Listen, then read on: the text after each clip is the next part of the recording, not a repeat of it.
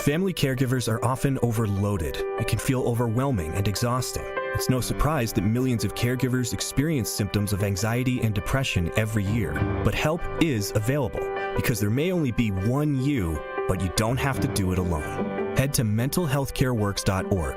That's mentalhealthcareworks.org to learn how to get the support you deserve, because mental health care works when you make the call. If you're experiencing a mental health crisis or thoughts of suicide, dial 988, a message from the American Psychiatric Association Foundation. We asked parents who adopted teens to share their journey. There are many times I thought, I can't do this. I mean, what parent isn't worried about? What am I not doing right? What am I not doing enough? And then I realized, wait, that's being a parent. Don't worry about being perfect. I've had around 3 other mother figures in my life, but only one of them has taught me how a mother loves. The greatest reward for me is he makes me better every day. I would tell a family considering adopting a teenager that teenager, whoever it is, needs you, and they need what you have to offer.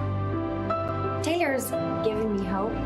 He's our son, and that is what he will always be. Learn about adopting a teen from foster care. You can't imagine the reward. Visit adoptuskids.org to learn more. A message brought to you by Adopt US Kids, the U.S. Department of Health and Human Services, and the Ad Council. All of your favorite 1017 The Truth content whenever you want. The Truth app has it all. The Truth is on 1017 and 1510 WGKB Waukesha, a locally owned Good Karma brand station. This is the Bloomberg Black Business Beat. To help ring in the new year, I sat down with Bloomberg U.S. Sports business reporter Randall Williams to get his take on which prominent black sports figures we should keep an eye on in 2026. And right now, all eyes are on the WNBA. It's as popular as ever, but they're without a collective bargaining agreement. And Terry Carmichael Jackson is at the center of negotiations as executive director of the Women's National Basketball Players Association. Everybody wants this fair deal, and Terry is trying to negotiate on behalf of the players so that they're able to gain more equity, a better revenue sharing split that allows them to grow with the business of the W. And we've seen these expansion fees go from $50 million to $250 million, and then there's a team for sale that will surely exceed that $250 million price. But with that in mind, we all want to see the players get paid more. That's Bloomberg's Randall Williams. How Jackson handles these talks could make a huge difference in a key moment for women's pay in sports. I'm Bloomberg's Justin Milliner on the Black Business Beat. Pizza's here. Oh, great. I'd love some, but I'm worried about my stomach issues. If you're worried about having diarrhea, gas, bloating, stomach pain, or loose, oily stools, it may not just be stomach issues. It could be a condition called exocrine pancreatic insufficiency, or EPI. With EPI, the pancreas doesn't release enough enzymes to break down food, but EPI is manageable. Use the symptom checker on identifyepi.com and talk to your doctor. That's identifyepi.com. Sponsored by AbbVie. My name is Whitney Allen. I am a widow. My husband, Ryan, died. We never thought in a million years we'd have to use life insurance. The unexpected happened. With Ethos, it is so fast and easy. It's 100% online. You can get a quote in seconds, apply in minutes, and get same-day coverage, no medical exams, and you can get up to $3 million worth of coverage through Ethos. Get your free quote at ethos.com/term. That's ethos.com/term. Time spent on application may vary. Online health questions required.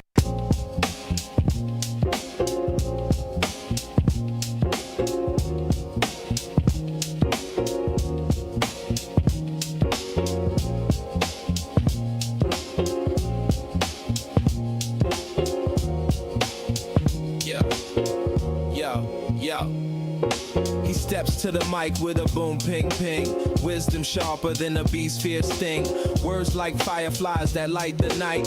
He turns the dark into blazing bright. Boom, ping, ping, the truth takes wing. Milwaukee's voice, let the city sing. Boom, ping, ping, hear the freedom ring. Sherwin's the king, all the airwaves king.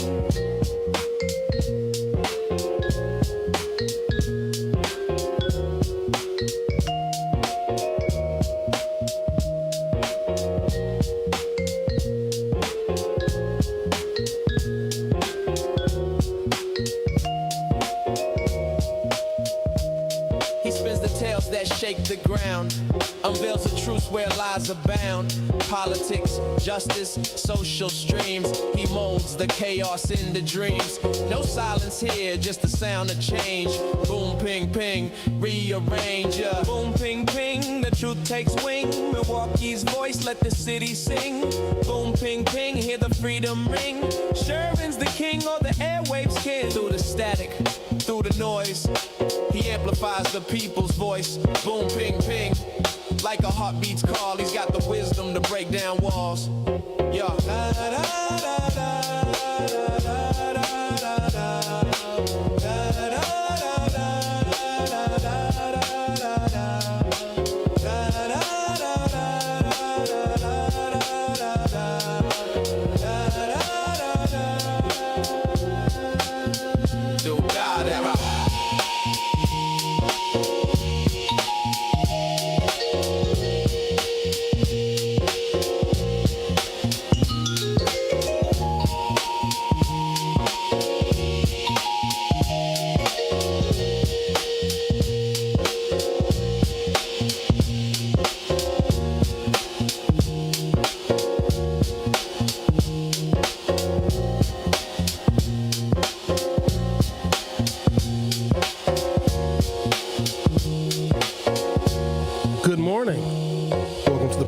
Today is Monday, January 5th, 2026.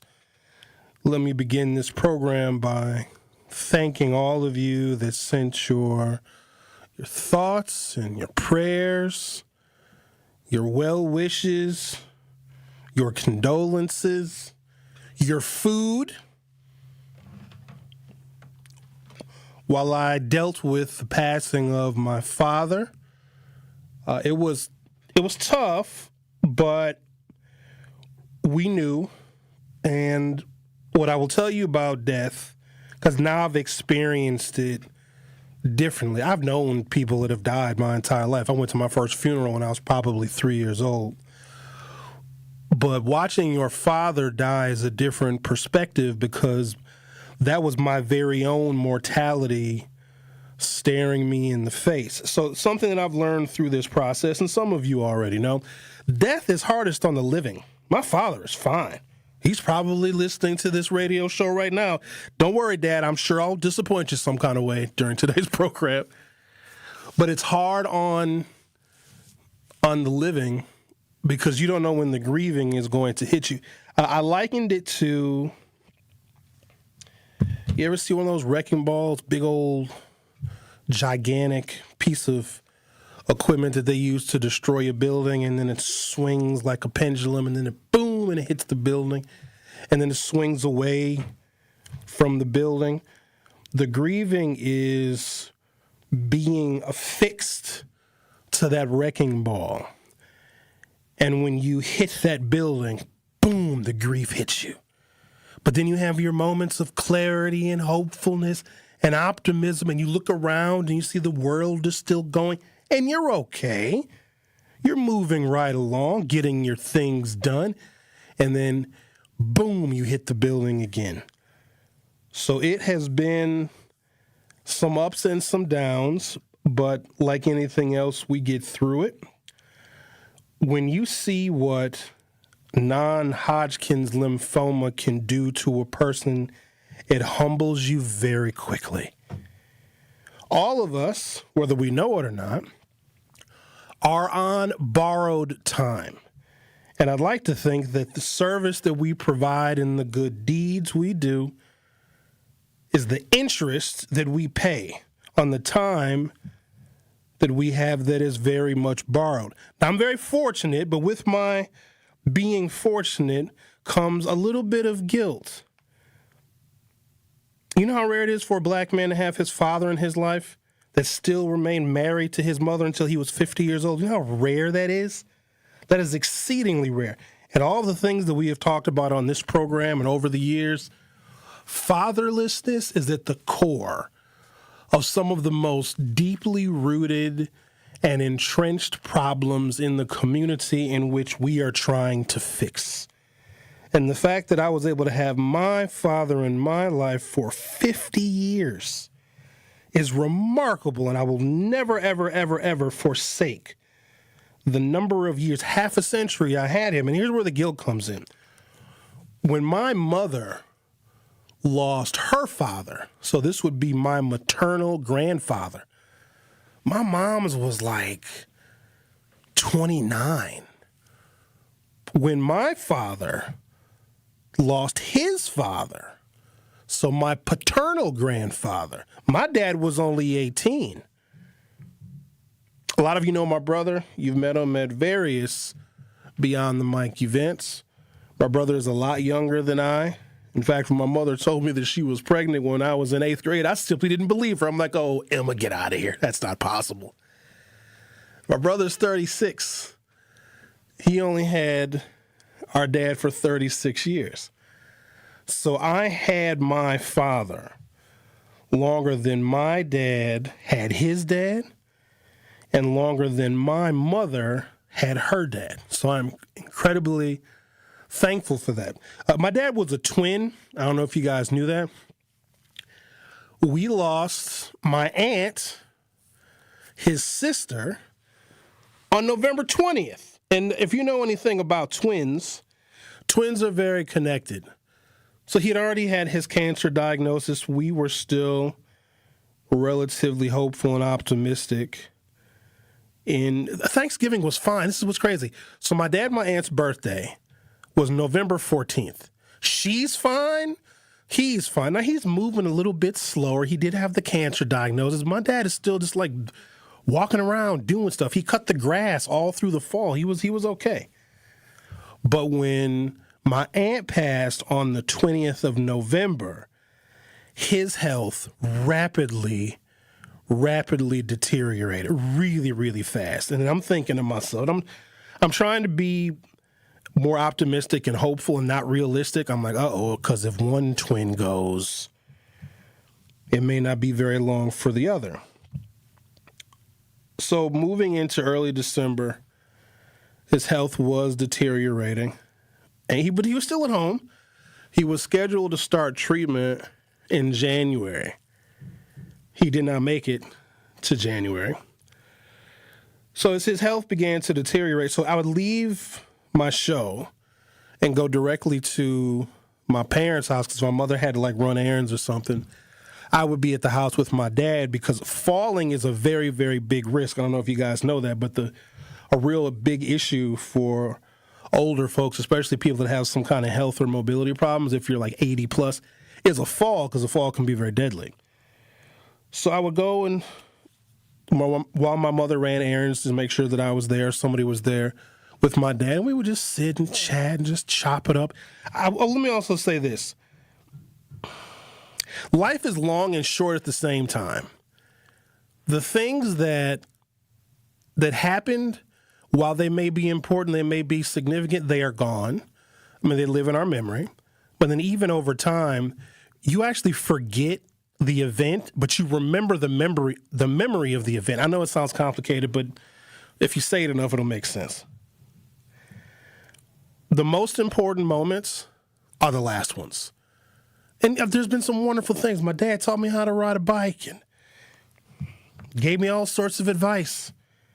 Taught me how to shave, which came in handy, especially as he lay in his hospital bed, unable to move, and I had to shave him. And I'm thinking to myself, this is why you had a son. Those last moments are the most important. So I did my show. Oh, God, I don't even know what day it was. Maybe December 15th or 16th. And my mother calls me. I'm literally walking out of the building. And my mother calls me panicked. I'm like, oh, geez, what is it? She left to go to an appointment, came back, and my father had fallen. And my mother's tiny. A good gust of wind will take her out of here. She's a very small little lady. So she comes home, sees him. Obviously, she feels terribly guilty because she thought she could step out for a moment. Whatever the errand was that she ran, it couldn't wait until I got done on the air, so she thought she could just pop out for a moment. Well, he tried to take a shower and he fell. So when she came home sometime later, she found my dad laying on the bathroom floor, unable to move. Now, he was, in pain, but he was lucid. So she runs over to the neighbor's house, and the neighbor helps get my dad up, call the ambulance, take him to St. Mary's in Ozaki, and this was right around December 16th. Now, I remember my aunt passed away on November 20th, his twin, and his health had started to deteriorate rapidly since her passing. And then he told my mother, I didn't hear this. He said this to my mother. Shortly after he was admitted to the hospital, right around December 16th, he said, I'm not going to make it until the end of the year. And my mother's like, oh, you're being ridiculous, Eugene. You're going to be fine. My father was right. So I said all that to say this. Hug your loved ones. Now, I'm fortunate that I got to spend so much time with my father. Not just his last moments, but just throughout my entire life. And some of the things that I got from him created the man that some of you listen to every day. Most of you disagree with, but at least you listen. So I will be dedicating this program to the everlasting memory of my father, Mr. Eugene Hughes. I'm going to take a break, come back. We're going to get into it. We got a lot of stuff. While I was gone, Trump decided he wanted to go get him a president. And I'm thinking to myself, how come nobody can't do that to him? You ever think about that for a second? That Trump could just be like, we're going to go get this. We're going to get him. And they got him. And his wife just snatched him out of a country. And we're over here like, hello, rest of the world. And we'd make it easy for you if you wanted to snatch Trump. We'd tell him to throw a rally. He'd be out there. You could just... Okay, we're going to get into it today. I'm back, ladies and gentlemen. I'm a little bit sad, but I'm back where I belong and with my people. Xavier is here. Ricky is gone. You guys know that Ricky quit. Boy, I can't win for losing. We're going to be all right. You're listening to The Truth with Sherwin Hughes on 101.7 FM. Don't go anywhere. I'll be right back. You are listening to The Truth with Sherwin Hughes on 101.7 The Truth, The Truth app, and 1017thetruth.com.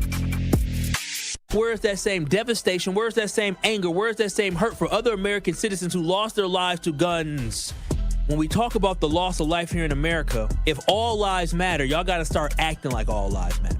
I feel bad for any loss of life because it's not fair and it's not right for anybody to take somebody's life. That's not what we're put on this earth to do. I hate the fact that in this country that we live in, that violence is so rampant. Violence is the norm. Download the new 1017 The Truth app now. Milwaukee Black Talk. 1017 The Truth. You served behind the desk. You served in combat. You did 4 years and got out. You were drafted. You gave 20 years. You gave exactly what your country needed. And so did you. When you raised your hand and swore an oath to your country, when you put your name on a dotted line, you became part of only 1% of Americans who did the same. You are a veteran. You are a veteran. You are a veteran. Because no matter when, where, or how you served, you made a sacrifice for your country, and you deserve support. If you're struggling with life after service, don't wait. Reach out. Reach out to a loved one, to a fellow veteran, to VA. Find resources at va.gov/reach. Brought to you by the United States Department of Veterans Affairs and the Ad Council. It's The Truth with Sherwin Hughes on 1017 The Truth, The Truth app, and 1017thetruth.com.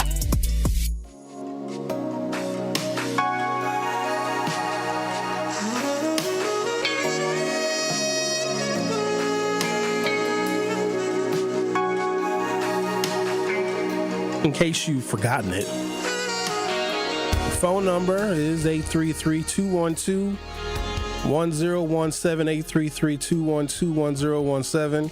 There's a lot of local stuff that's going on as well. In fact, if you have, I believe the number is 5. Y'all would know better than me. 5 or more unpaid parking tickets in the city of Milwaukee, they're coming to get your car. I don't know if you guys know that this new law went into effect on January 1st.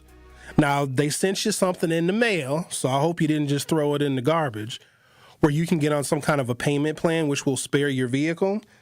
But if you are one of the 28,000, that's a big number of people, 28,000 people in the city of Milwaukee that have unpaid parking tickets, they're coming to snatch your vehicle wherever you may park it. So we'll probably get to that a little bit later on in the program. There's a couple other new laws I want you all to be aware of, but I really want to dive into what happened in Venezuela because a lot of people have thrown around all sorts of rumors and conspiracy theories. We also put a poll up on the YouTube. If you haven't done that already, go to youtube.com or open up your YouTube app from your smartphone or other mobile device, search 1017 The Truth, and hit subscribe. Was the capture of President Maduro justified? It's a yes or no question. So if you go to YouTube, you can give your anonymous vote on the question of the day. Do you think that the capture of the Venezuelan president was justified? Unpopular opinion, it was, and I'm going to prove it. But first, let's talk to Wes. You're on 1017 The Truth. How are you? Hey, good morning, Sherwin. Hi.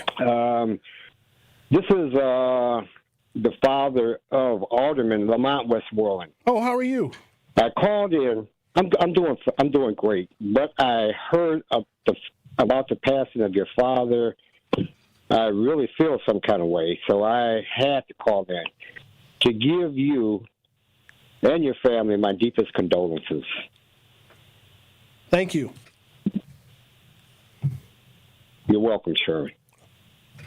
All right, have a good day. Appreciate that. It's it's sad, but it's sad for just us that are alive because death is a lot of work. It's a lot of emotional turmoil. And because I was going through it, I got the flu, too. I don't know if you could tell, but I'm going to tell you something about this flu that's going around. This joker is a killer. And I got the flu shot. And I know during the wintertime, you're much more likely to get sick. A lot of people think, oh, it's because of the weather. No, it's not. It's because we're all indoors more. And people are touching stuff. And people will wipe their snotty-ass noses and they'll touch a door handle. And then you open the door, and then you wipe your snotty-ass nose, and now their flu is all up in your nose cavity. But this flu, seriously, y'all, I had the 9 and the 1 dial. That's how bad I felt. I was like, oh, this is the worst flu I've ever felt, on top of the grieving. The only reason why I didn't go to urgent care, because I didn't want to see the inside of another damn hospital. I don't want to see another hospital forever. If y'all taking me to the hospital, then that's where I'm checking out at, because I do not want to go back to another hospital ever again. But no, this flu it's awful. And whatever this current strain of flu vaccine, I'm not telling you not to get the flu shot, because it does somewhat shorten the duration of this current flu. But, oh, man, it was debilitating.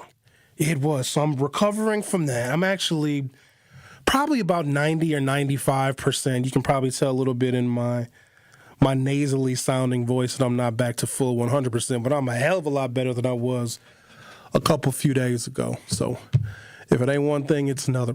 So speaking of one thing or another, the United States is always interested in, no matter who our president is. Now, remember, our presidency, it's kind of deceiving to people because it's an institution, but we vote for a person.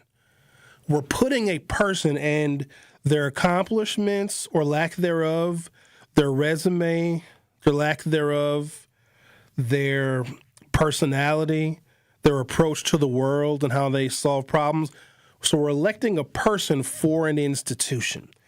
The institution of the presidency is of a colonial, imperialist power. So even Barack Obama, who meant a lot to us symbolically, was still occupying the top position, really the top diplomat, the top law enforcement agent on behalf of the American people. It is a created institution, and we sometimes forget that.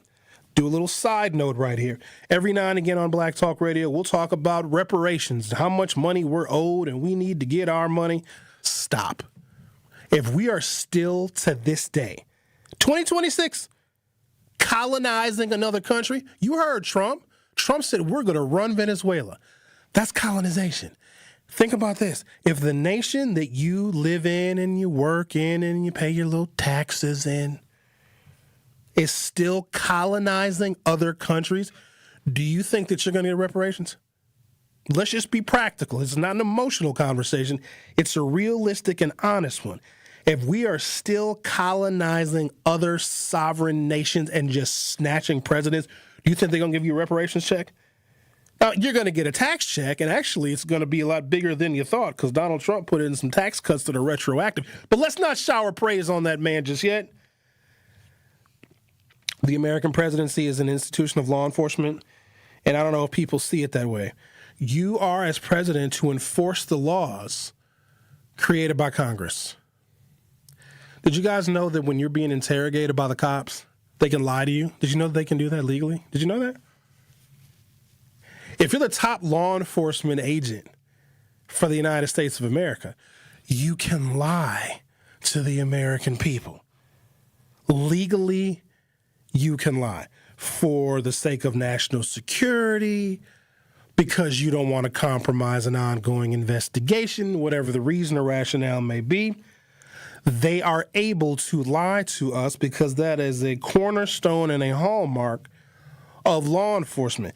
People didn't think about Donald Trump when they voted for him that he would be the top law enforcement director for the country.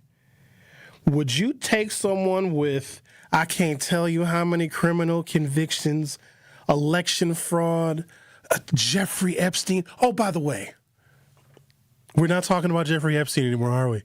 Because now it's all Venezuela, Venezuela, Venezuela. That's a part of it as well.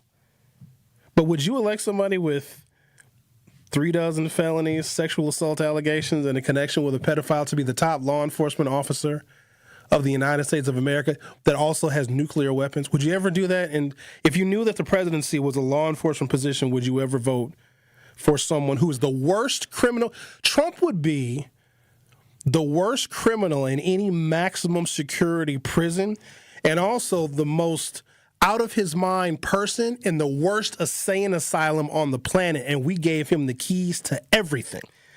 And this is an imperial power. That is what the United States is.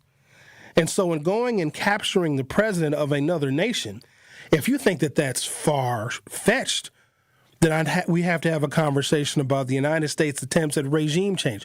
We like other countries that have presidents that like us. That's what we like, because then we can trade with them, we can bargain with them, we can negotiate with them, we can have military compacts with them, we can do all sorts of things. But if you don't like the United States and our approach to like corporate imperialism, then we will remove you and put somebody in your stead that agrees with us. That is what you have to think about when you vote for president. Whoever this person is and whoever the Democrats are going to put forward, and I don't even want to talk about that yet because the Democrats are still deer in headlights. Who do you want to run this colonizing imperial power, number one? And also, whoever the next president is. Now, I know you're going to love him very much because we want to fall in love with the Democrat. We want to love Kamala Harris. Kamala Harris might have did the exact same thing. Maybe even worse because she was a woman with something to prove. We already know that Hillary Clinton was on the warpath. She's been on the warpath since like Monica Lewinsky. She's been very angry. No, Hillary Clinton has been very mad since the 90s. Very angry. We have to install leaders that agree with the United States. Because if there are leaders of powerful nations, especially countries that have oil reserves, we're going to get to the oil conversation in a little while. If there are nations that have large militaries and large amounts of oil and energy, we need to be friendly with those nations so that we can barter and we can trade and we can have some kind of impact on the global price of energy and oil. If we're not friendly with that nation that has these minerals and the energy and all of the natural resources, then we got to kill that person and put somebody else in. It's just what the United States does. Now, I've got a list of attempts. And we screw it up every single time. This is the other part that needs to be mentioned. Every time we see a leader somewhere in another country that doesn't like the United States, and if that country has something that we want, it could be their cheap labor. It could be their land, could be their energy reserves. It could be anything, right? And if the president of that nation does not agree with the United States, we remove them. But what happens is we never think it through. And you think that we would have learned, we could have started with Vietnam, but we didn't. But I've got some examples that go back to the 1950s where the United States has removed leaders of other countries, heads of states, because they disagreed with us, and then we install somebody else. Each and every one of those examples have plunged those countries into the worst civil wars imaginable. So regime change is not unusual. It's just the United States is really, really bad at it. But at the same time, we can take advantage of the chaos. So if we remove a head of state, the nation plunges into civil war, the United States just kind of walks over the rubble. It's like, oh, look, uranium, we'll take some of that. Oh, look, gold. Oh, we'll take some of that. Hey, are you guys using these silver deposits? Oh, you're not because you're too busy fighting each other? We'll just take some of those too. And we end up getting richer. We'll take a break, come back, give you a couple examples of other presidents, even presidents that we liked, that were involved in regime changes in other countries and ended up being disastrous. And also, considering whoever we're going to vote for to replace Donald Trump in 2028, they're probably going to be involved in some kind of regime change too. The Truth with Sherwin Hughes on 101.7 FM. We'll be right back. The Truth with Sherwin Hughes returns after this on 101.7 The Truth, The Truth app, and 101.7thetruth.com. People don't realize that glaucoma is one of the leading causes of blindness. Because there are often no early symptoms, nearly half of those with glaucoma may not even know they have it until vision loss has occurred. I was diagnosed with normal tension glaucoma in July of 2020.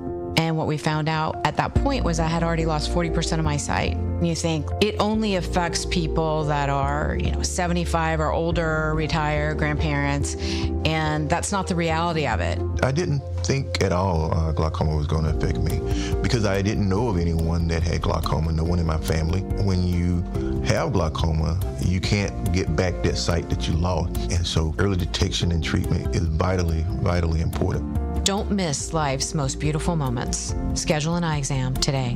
National Glaucoma Research, a Bright Focus Foundation program, offers free resources and tips for healthy vision. Learn how to protect your sight at stopglaucoma.org. I slept in a lot of different rooms, different beds, but none of them really felt like mine. I spent 14 years in foster care, mostly in group homes. And I never had much stuff because I always had to be ready to move. Why get things if you just have to let them go? There are more than 100,000 children in foster care waiting to be adopted. The Dave Thomas Foundation for Adoption is working to help find them a forever family and a permanent home of their own. Now I have my own room with walls that tell my story. I love hanging out in here. I play dress up with my sisters and I sing and make videos. But the best part, knowing I'll always have a place to go and a family that loves and supports me. If you have room in your home or your heart, see how you can help at davethomasfoundation.org. When I was diagnosed with Hodgkin lymphoma, I had so many questions. I didn't even know that it was cancer. Now I do. It is cancer. Blood cancer. It's actually one of more than 100 different types, and they're all treated differently. Now, unlike some other forms of cancer, usually there's no tumor. You can't screen for it to prevent it, and the symptoms can look like other things, so it could be hard to diagnose. I had a fever for weeks. I was so tired all the time. I didn't feel like eating or doing anything else for that matter. And I know that this can feel scary. But if you know what to look out for, you'll know what to tell your doctor. And you'll feel more empowered to take the next steps. Like getting in touch with the people who know the ins and outs and can help with everything blood cancer related. Blood Cancer United. They work one-on-one with each person who reaches out to answer questions and offer resources. Blood Cancer United was there for me, and they can be there for you. Go to bloodcancerunited.org to learn more. This is The Truth with Sherwin Hughes on 101.7 The Truth, The Truth app, and 101.7thetruth.com.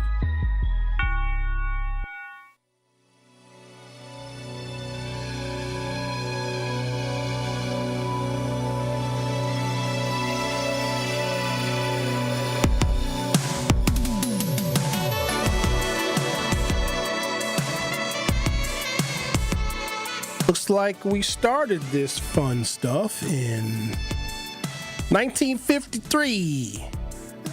U.S. military inventions aimed at regime change in a country called Iran. I'm sure you've heard of it.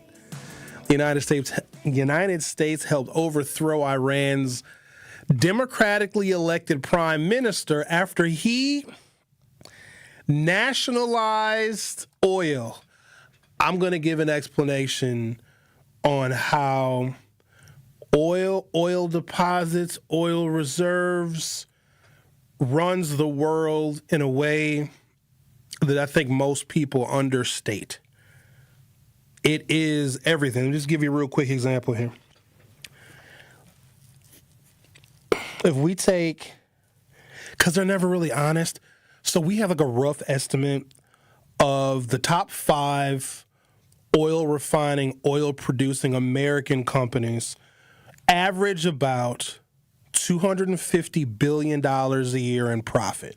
It's considerably more than that, but this is what they're reporting to us and the amount that they're comfortable paying taxes on. I'm just going to give you some examples here. $250 billion a year, top 5 companies, right? That's average. It's probably more than that. So let's just take them at their word. So that's about $1.25 trillion of profit every single year. That's profit. That means all your employees are paid, all of your equipment has been depreciated, all the salaries of all the CEOs, all the stock options have been paid, all the dividends have been paid. These 5 companies, and here's how I would negotiate with them if I was president, but I don't ever want to be president because I don't want to have to overthrow a government. I mean, I would, but I wouldn't like it, at least not at first, until I went there and built myself a palace. But that's neither here nor there. Top 5 companies, $250 billion a year in profit every year, $1.250 trillion in profit. And I would say, look here, oil companies, look. Let's tax you 10%. Keep 90% of it, okay? 90% you can keep. Give us just 10% to the federal government. You know what that 10% would do? Cover the Affordable Care Act subsidies for Americans forever. 10% of their profits would cover the cost of subsidizing health care for like 30 million people. They get to keep 90% of $1.25 trillion. Just let's scrape us off the little piece of it, and then we can subsidize health care for 30 million people. If you look at other nations that nationalize their oil reserves, look at Saudi Arabia. Their damn police drive Bugattis. Texas could do the same damn thing. There wouldn't have to be any taxes because the oil wealth could pay for everything. It would pay for infrastructure. It would pay for housing. It would pay for education. You could build a new hospital, a new clinic every single year with that money. But because we privatize our oil reserves, the only money that we ever see from that profit is whatever states and the federal government tax. That's the terribly unfortunate thing. So Iran decided they wanted to nationalize their oil reserves, which makes it much harder for us, the United States, to take and much harder for us to deal with because then that oil and those oil reserves belong to the people of that nation, not just to small, controlling, bribable interests. And when you nationalize your resources like that, you make it much more difficult for American imperialism. So what we want to do, like we did in Iran in 1953, is we want to get rid of the leader that nationalized their oil because we want your oil if we need it. And here's what's crazy. The United States produces more oil than Saudi Arabia does. We produce something like 20 million. Y'all didn't know this, did you? We produce 20-some million barrels of oil a day. Saudi Arabia, I don't even know if they produce half that. But here's what's crazy. And I'm going to get to the other regime changes in a moment because people just need to know like where the United States is situated in this whole energy debate, whatever, we have what is called light sweet crude oil. It's easier to refine, it's cheaper to refine, but you can't get as much diesel out of it. You can't really get a lot of jet fuel out of it, and it's not nearly as profitable. The heavy crude oil, which Venezuela has, which Saudi Arabia has, is where you get your diesel. It's where you get your jet fuel, and it's also where you get your silly, insane profit. Let me tell you how ass backwards the United States is. The problem with the United States is our infrastructure of refineries, because we refine the oil. We get the raw oil, and we get the oil, we steal it, and however we get it, and we refine it here, and then we turn it into gasoline and petroleum and kerosene and all sorts of other derivatives and different types of energy, and the jet fuel and the diesel and all of the things. Our infrastructure, our refinery infrastructure, is set up to refine other people's oil, not ours. Does that make sense to you? We would rather steal oil from other countries, even though we have a type of crude oil here too. We have a lot of it. We produce a ton of it.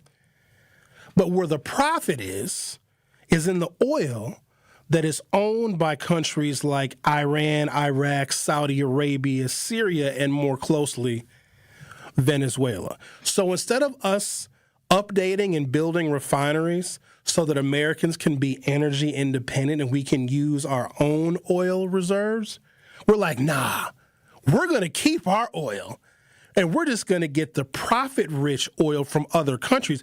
But then you would say to yourself, well, what if those other countries don't want to give us their oil? Oh, they will. But what if they don't agree with the United States?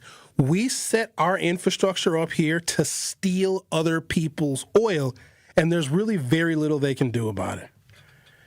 Iran, 1953, what the United States did helped overthrow Iran's democratically elected prime minister after he nationalized their oil. The immediate result was a pro-U.S. monarch was installed.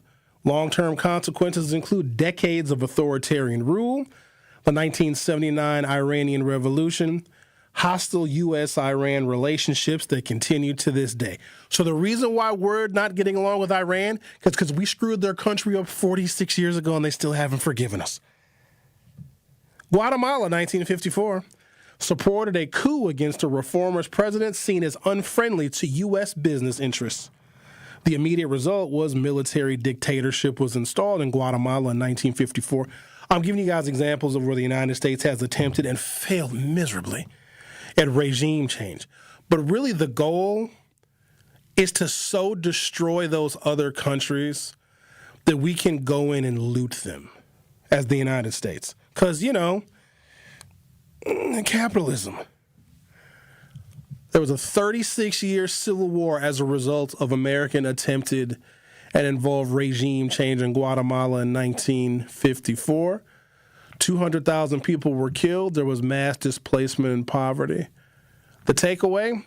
Removing one leader destabilized the entire country for generations. And then there was this other attempt at regime change. And like we thought we had this one. We're like, all right, we're gonna get it right this time. It's a country that maybe some of you have heard of, maybe you haven't, maybe you can find it on a map, maybe you can't. In fact, on the video that I posted on my Facebook page, it's a video of my dad. I think it's a short clip. One video he's talking about he bought a Ford. Because my dad just, if you let him talk, he'd talk forever. You wonder where I get it from. He's talking about he bought a Ford from somebody. But in another video, he talked about when he was recruited or drafted to go to Vietnam. That was the other attempt at regime change that failed miserably. I'm going to take a break. I'm going to come back. I'm going to give you the other examples of when the United States does what it typically does, how it fails and destroys nations that we then can command over the destruction. I'll talk about the Vietnam War on the other side. The Truth with Sherwin Hughes on 101.7 FM. We'll be right back. The Truth with Sherwin Hughes returns after this on 101.7 The Truth app, and 1017thetruth.com. breaking down the issues that shape our city and our future. Another function of white supremacy, don't teach black people stuff, because if you give us a little bit of knowledge, we'll invent something totally new. That's why it was illegal to teach slaves to read, because if we could read, then we could write. And if we could write, we could communicate. And if we could communicate, we could plan. And if we could plan, we could strategize. And if we can plan and write and read and communicate and strategize, we could overthrow white supremacy, because they've always known how fragile it is. It's The Truth with Sherwin Hughes, weekdays from 9 to noon. Our children deserve a real chance to make it in life, and a good education is a passport to opportunity. At City Ford Collective, we're working to make sure there's a great Milwaukee school for every Milwaukee family, because more good options lead to better outcomes. And who doesn't want that? Together, we can give every child the foundation they need to thrive, and a stronger future for kids means a stronger future for Milwaukee. To learn more about our mission, visit us at cityfordcollective.org. That's cityfordcollective.org. Gruber Law Offices. One call, that's all. It's not just a slogan, but the way of life at Gruber Law Offices. If you've been injured, call our team today. We've represented tens of thousands of injured Wisconsinites for more than 30 years. Trust Wisconsin's own Gruber Law Offices, proud partner of your Milwaukee Bucks. One call, that's all. There's nothing like Milwaukee Bucks basketball at Fiserv Forum. The dunks, the defense, the roar of 17,000 fans. It's even better when you're with friends or family. From jaw-dropping plays to buzzer-beating threes, every game is packed with unforgettable moments that you'll get to share together. So gather your crew and get your single game tickets today at bucks.com/single. That's bucks.com/single. Dad's gonna be far side, good. What should I do with my dress? Do little wiggles. The slate's coming in. What does it feel like when you're down or having a bad day? It feels sad, like you just don't want to do anything. All my little emotions in my head is just running crazy. I don't know what to do. As a teacher or coach, do you ever feel overwhelmed supporting kids' mental health? I had never experienced players being so down that they can't even participate. He's just in tears in the huddle. I didn't know what to do. Teachers need tons of help. Kids Mental Health Foundation offers educational materials to help guide conversations with our students. It's so important that we are constantly educating ourselves. It's the same as the CPR class to me. We're trying to save a life here. The Kids Mental Health Foundation has free tools and information developed by experts, because kids' mental health starts with all of us. Scan the QR code or check out kidsmentalhealthfoundation.org to get started.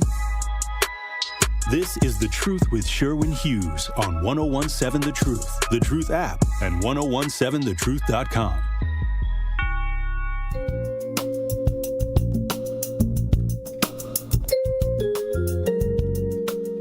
I think it's got to be the largest military blunder in world history. The wars in Iraq and Afghanistan, they rank up there too, because those were 20-year wars against what the American people were told were against, weapons of mass destruction, against the ideology of terrorism. It's like going to war with hate, or even having a war on drugs. It's not practical. It's an excuse to do something else.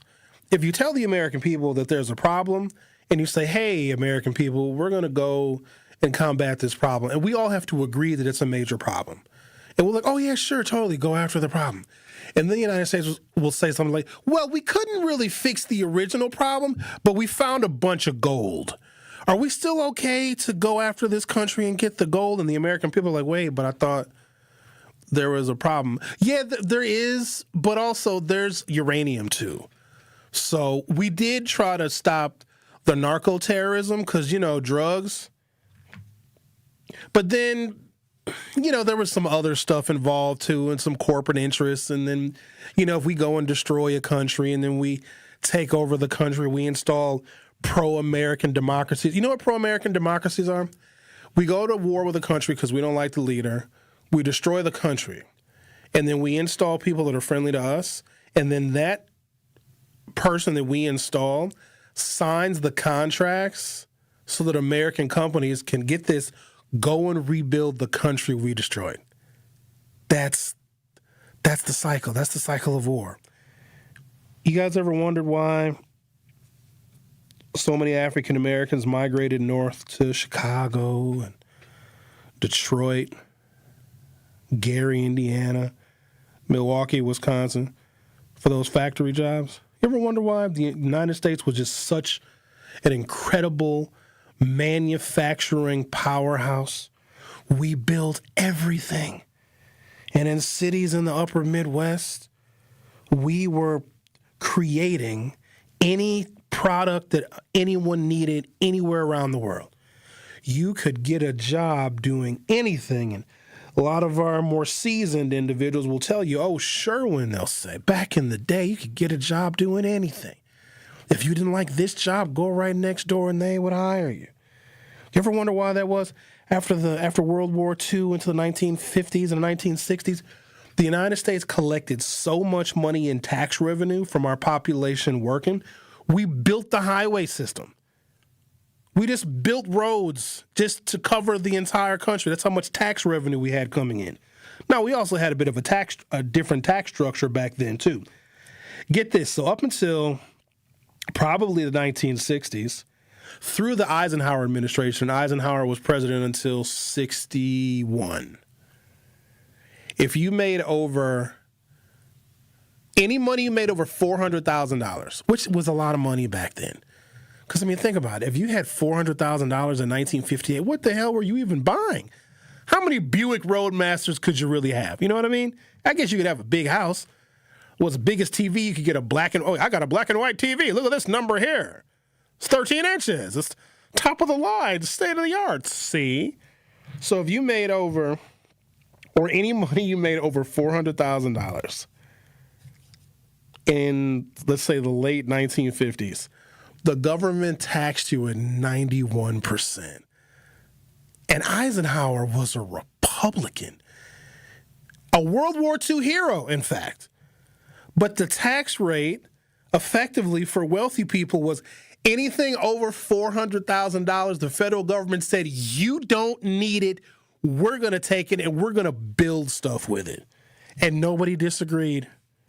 But the reason why the United States was such a manufacturing powerhouse and which brought so much labor from all over the country, if not all over the world, to the upper Midwest, is because we destroyed all of the infrastructure everywhere else in the world during World War II.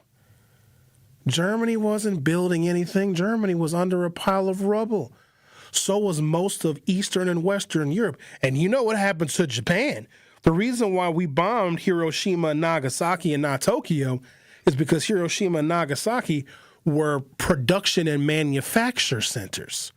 That's where stuff was made in Japan. So when we took all of that infrastructure out, if you need something made or something built, it was built in America by American workers because the continental United States was not touched by World War II. The closest they got was Hawaii, and all they did was bomb a military base. I'm not trying to downplay Pearl Harbor, but that's still 3,000 miles away from the coast of the United States. So all of our infrastructure was completely intact.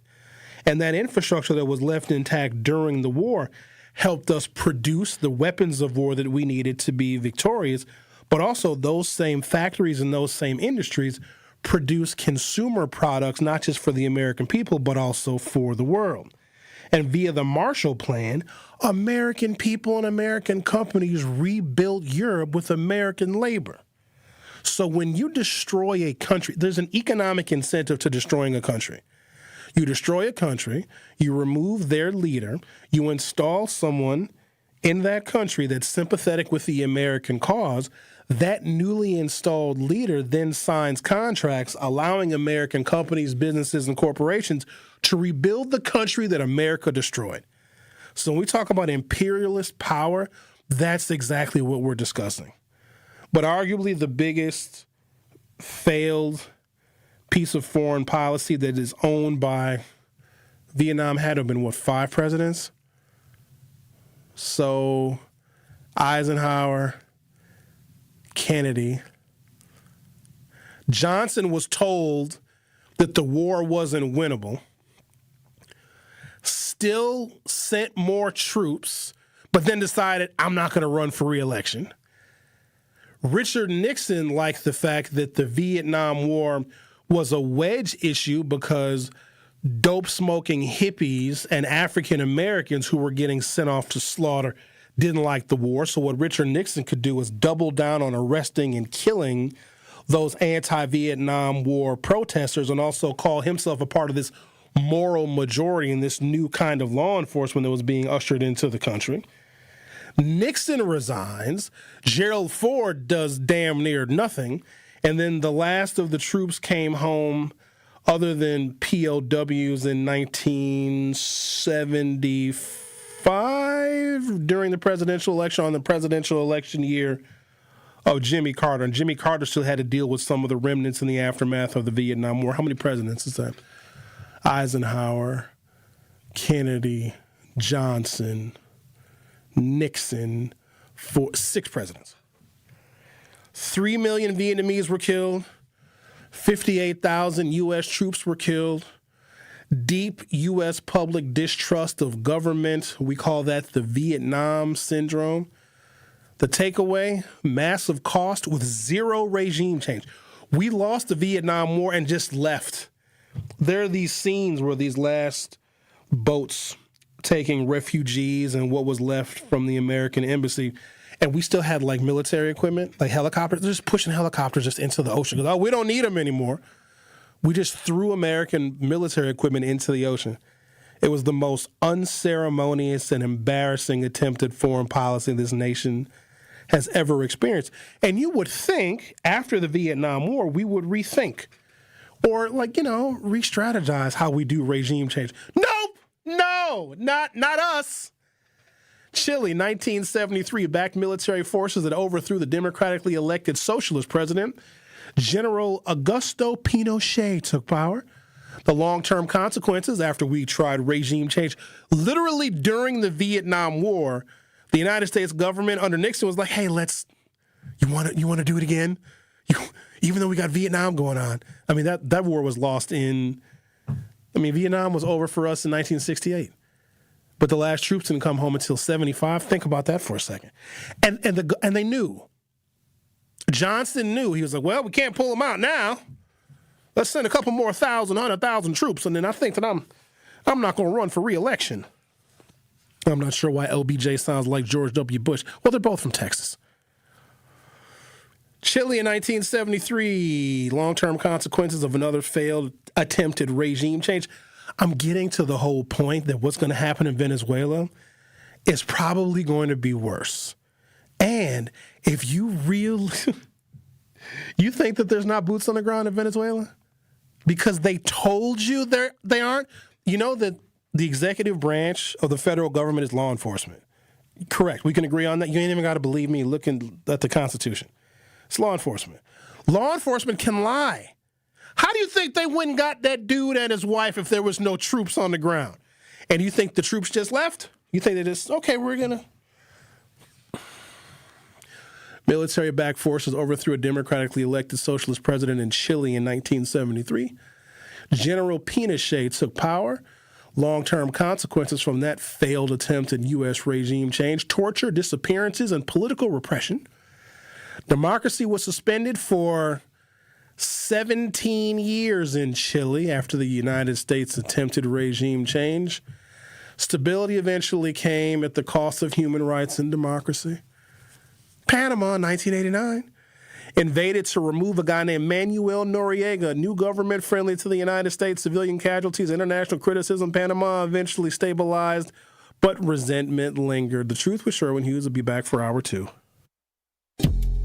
More of The Truth with Sherwin Hughes is next on 1017 The Truth, The Truth app, and 1017thetruth.com. From the biggest plays on the court to the comments made in the locker room after. An in-depth recap of every Bucks game in 6 minutes. No more, no less. Bucks in 6 on the Bucks Plus audio network. If you missed any of the game or just want to relive the biggest moments, Bucks in 6 provides game recaps every morning after. Hear the high-flying dunks from Giannis or the deep threes from Miles Turner. And catch the comments post-game about what happened on the court. Bucks in 6 on the Bucks Plus audio network. Find it now on Bucks.com/plus or on Spotify, Apple, or wherever you get your podcasts. It's recognizing that there are people in the world that only have one word on their mind and heart when they become emotional and something happens to someone they like. They become irrational, they become fixated, and they do to others what they believe was done to them. The one thing everybody in America right now today, with the death of Charlie Kirk, the one thing they need to fear is retaliation. Listen to The Truth in the Afternoon with Dr. Ken Harris every weekday from 4 p.m. to 6 p.m. on 101.7 The Truth and The Truth app. We asked parents who adopted teens to share their journey. Nathan has taught me to embrace the moment. Age-wise, I'm in my late 60s. I'm old enough to be his grandfather. Will he be embarrassed to acknowledge me as his dad? I think the most important thing we can do is let them know that they're safe, that they're valued and cared for and loved, and that they're important.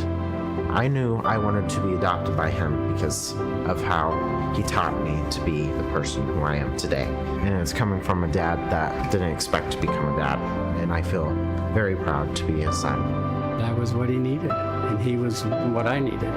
Every day is full of new opportunities. That's what it's been about, realizing the simple things that it takes to make such a huge difference in these kids' lives. Learn about adopting a teen from foster care at adoptuskids.org. Brought to you by Adopt US Kids, the U.S. Department of Health and Human Services, and the Ad Council. Day 1, diagnosis day. The hardest day. The day you hear, I'm sorry, this is a type of blood cancer. But day 1 is just one day. At the Leukemia and Lymphoma Society, we are here to help you move past day 1. On day 45, I discovered an online community who shared great tips for in-treatment care. I missed a lot of school during treatment, and LLS helped me keep up. We are here for you.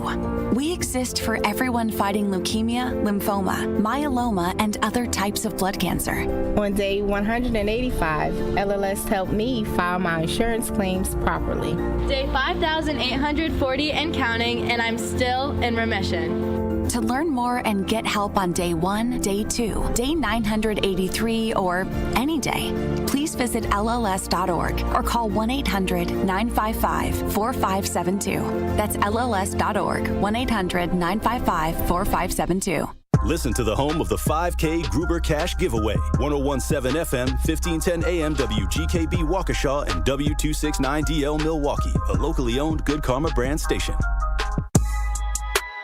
This is The Truth with Sherwin Hughes on 101.7 The Truth, The Truth app, and 101.7thetruth.com.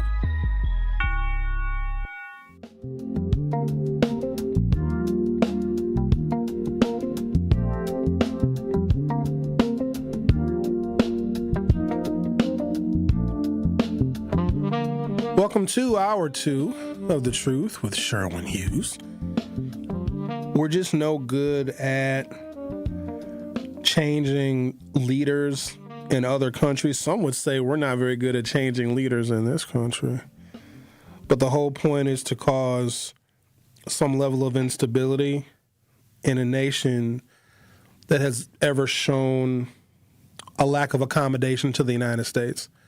If you don't like us, we will destroy your country.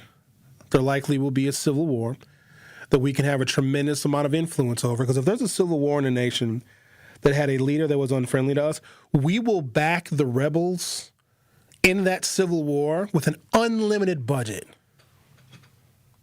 That's the part that I think goes unnoticed.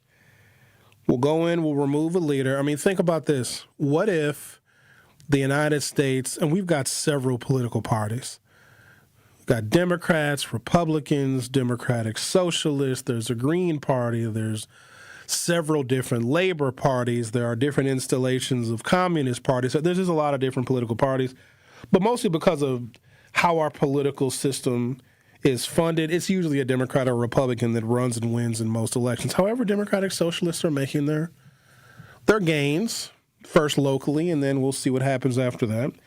But imagine if just one day Donald Trump was gone.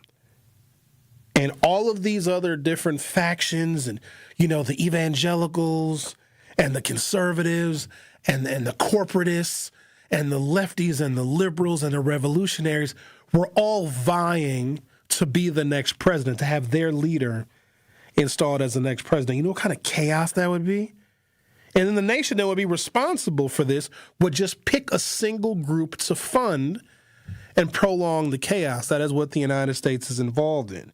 But we never think that far ahead because we get so caught up, and I'm probably to blame too, we get caught up in the theater of presidential elections because a lot of it is pageantry. A lot of it is Megan Thee Stallion, and it is Oprah Winfrey, and it is Beyonce, and it's Hulk Hogan. Remember Hulk Hogan? He's not around anymore. Remember Dana White, the guy from the UFC? It's all these celebrities, and to kind of mask over what the presidency actually is. What it actually is it murders and it kills and it destabilizes other nations in the name of U.S. imperialism. And here's the thing, we hate it, we don't like it, but also some of our lifestyle, I know you hate this part, some of our lifestyle is dependent upon what we can steal from somebody else. And that's really an immoral way to live, and I totally disagree with it, but I'm not. Where am I going to go? I'm not packing up and going to Canada. First of all, it's probably harder to become a Canadian citizen than it is to become an American citizen. And as an American right now, I assure you, no one wants us. During COVID and then during the George Floyd era, you guys remember when there was a handful of mayors and governors in African nations? Please come to Africa. We would love for African Americans to come home. Remember that? They're not doing that no more. No, they're not. Remember when they were welcoming us, telling black people, America does not love you. You can come here to the motherland. They don't want us. We aren't welcome anywhere because we still have this imperialist mentality. Not to be outdone after Panama in 1989. Afghanistan, 2001, we overthrew the Taliban after September 11th. Yay! U.S.-backed government installed. A 20-year war in which the Taliban returned to power in 2021. We removed the Taliban from Afghanistan. Yay! Put in a U.S.-backed government. We pulled out of Afghanistan, and the Taliban is now in control of the damn country. There's a deeper story to that. So prior to, and I don't want to get too deep into conspiracy theories because I know how you guys like to run with them. Opiate addiction and heroin overdoses weren't really that common in the 1990s and the early 2000s. It was pretty much mitigated. But then we had the war on terror and then the invasion of northern Afghanistan and removing the Taliban from power. You got to keep in mind the Taliban are really super religious. They're like religious extremists. So if you were growing opium poppy that was used to synthesize heroin, the Taliban would kill you. They're really super anti-drug. Imagine a bunch of Richard Nixons with beards. They didn't like the drugs. They're very anti-drug. They didn't drink. They were very straight in there. I mean, they were murderous. They'll cut your face off. But they really hated drugs a lot. As soon as we removed the Taliban from power, mysteriously, when northern Afghanistan, where a lot of that opium poppy is grown, when it was the most militarily occupied land on planet Earth, is when opium production flourished and the West was flooded with heroin. So while our troops and our soldiers and other nations, there was probably 40 or 50 nations that were helping the United States in the war on terror. while northern Afghanistan was the most militarily occupied, heroin and poppy production expanded. Because here's one thing the United States does, is we will go and try and change regimes in another nation, right? Find a group of rebels that we can align ourselves with because we'll give them money and we'll give them weapons, but we can't fund everything. We want them to have some skin in the game. So we had I can't remember the people that were anti-Taliban that were fighting on behalf of the Americans in the Northern Alliance, those folks. A bunch of ragtag dudes, a bunch of goat herders. So we gave them a bunch of money, we trained them a little bit, but then we said, hey, guys, you guys are going to need your own money to fund this war because it is in your country. Yeah, I know that we bombed everything, we screwed everything up, but at least we got rid of the Taliban. But you guys are going to have to find a way to get the money and the resources to maintain this military effort because the United States can't pay for everything. And what happens was they'll say, well, can we sell heroin? And of course the CIA is like, sure, do whatever you got to do, because that's what the United States does. When we wanted to stop the spread of communism, this is when Reagan was president. You guys remember the whole Iran-Contra thing? We wanted to stop the spread of communism in Central America.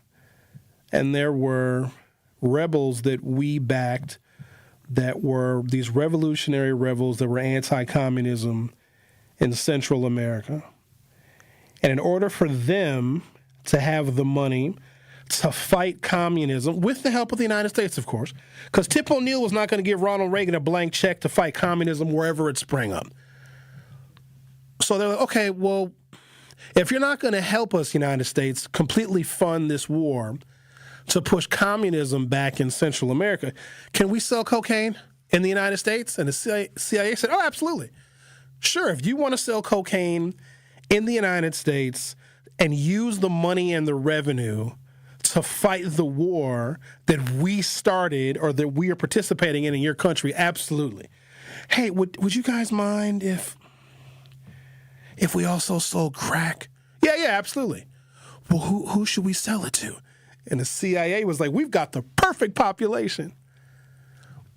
The entire crack epidemic was a funding mechanism to fight communism in Central America, period. And when the war ended, the crack epidemic kind of faded away. Now, it's still a problem, but not like it was. And here's what's crazy. You can even make money off of the epidemic that the United States and the CIA was complicit in by building private prisons. Because we knew they were going to sell the dope here because they needed money for the war, because the United States of America does not have an unlimited budget all the time for all of the things. So we allow other nations to sell drugs to Americans so that they can fund, these nations can fund wars that we sometimes are involved in starting. This is the country that we live in. Don't shoot the messenger. I'm just here to provide you the information. Iraq 2003, what the United States did, they removed Saddam Hussein. Said he had weapons of mass destruction. Remember when they found him? Wearing some boxer shorts in a foxhole with an AK-47 and $1,500 in cash. They didn't so much as find a bottle rocket. No, he's got weapons of mass destruction. No, he didn't. We wanted him removed.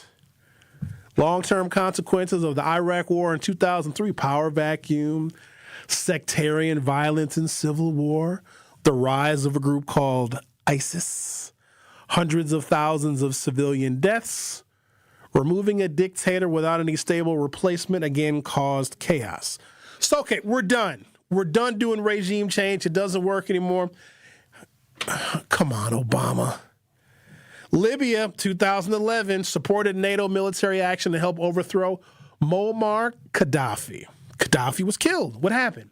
State collapsed, ongoing civil war, human trafficking and weapons proliferation. Regime removed, country was never rebuilt. Governments fall faster than societies can recover. This is when the United States gets involved in regime change.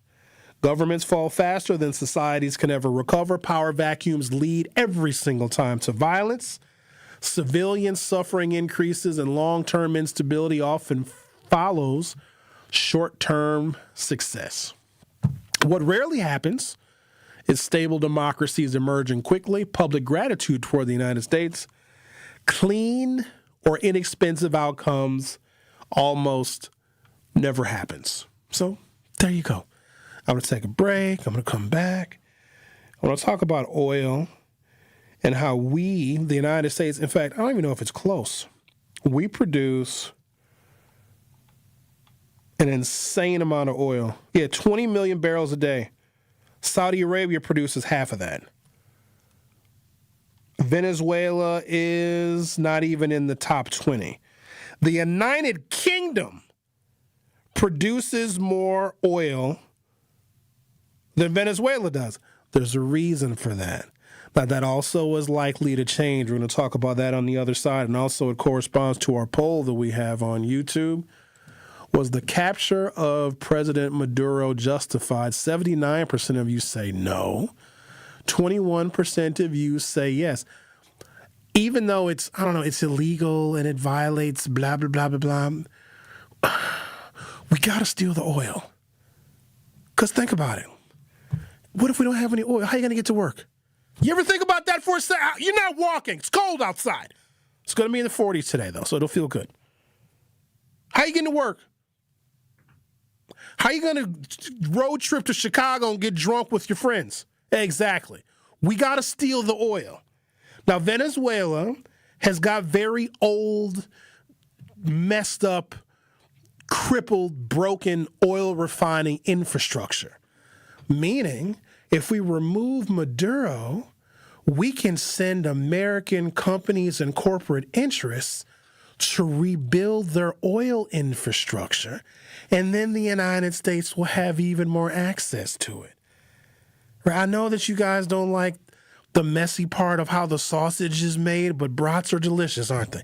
Nobody ever thinks about that. Oh, by the way, McDonald's is being sued because, oh, look at this. Somebody found out that there's not actually rib meat in a McRib. It's pork stomach and other parts of the pig. And so now, I'm not kidding you. The federal lawsuit against McDonald's because we found out there's not actually rib in the McRib, but they're delicious. So you may not like what's in the McRib or how it's made, but you still buy it. We may not like, how we get our lifestyle here in the United States, but somebody's going to get on a jet and take a vacation. You ever wonder where the jet fuel comes from? We got to steal the oil. And it's an awful, awful thing. Don't blame me. I drive an electric car. I do a different kind of environmental damage, but at least it's not based on oil. The Truth with Sherwin Hughes. Will be right back. More of The Truth with Sherwin Hughes is next on 1017 The Truth, The Truth app, and 1017thetruth.com. Where's that same devastation? Where's that same anger? Where's that same hurt for other American citizens who lost their lives to guns? When we talk about the loss of life here in America, if all lives matter, y'all got to start acting like all lives matter. I feel bad for any loss of life because it's not fair and it's not right for anybody to take somebody's life. That's not what we're put on this earth to do. I hate the fact that in this country that we live in, that violence is so rampant. Violence is the norm. Download the new 1017 The Truth app now. Milwaukee Black Talk. 1017 The Truth. Natural gas is a clean, reliable, and convenient source of energy delivered directly to you through underground pipelines. The pipeline system has an excellent safety record, but there are clues that can help you identify a potential hazard. If you smell the strong odor of rotten eggs, hear an unusual hissing sound, or see blowing dirt or debris, it could be a natural gas leak. Leave the area immediately and call We Energies at 800-261-5325. We Energies. People you can trust. Energy you can depend on. At Gruber Law Offices, we take great pride in helping those who have trusted us after a serious accident. Our team has the knowledge, resources, and experience to get you the results you deserve. Don't wait to get the help you need. Make the right call. Call Gruber Law Offices today. Proud partner of your Milwaukee Bucks. One call, that's all. Education changes everything. It opens doors, shapes futures, and builds the foundation for our children's success. At City Ford Collective, we're working to transform our city's schools and ensure every Milwaukee child receives the high-quality education they deserve. We've taken real steps forward, but our work is far from done. This giving season, we're asking you to join us. Together, we can secure a stronger future for our children and a stronger future for Milwaukee. To support our mission, visit cityforwardcollective.org/donate. That's cityforwardcollective.org/donate.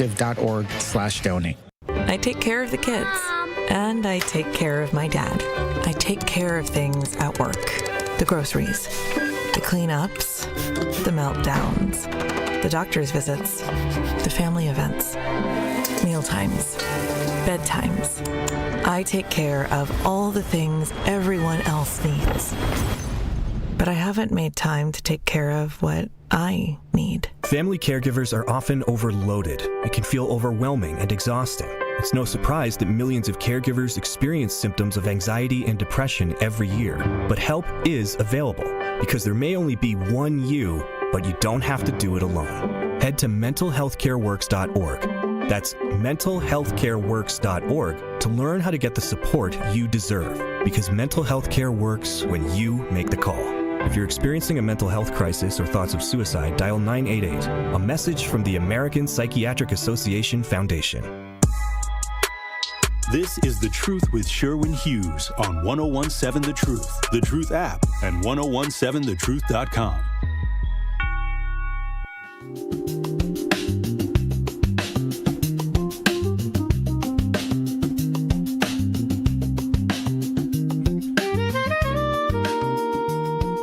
If we did a couple of things here in the United States, and we're not going to do them, but if we did, if we nationalized our incredible oil, your education would be free.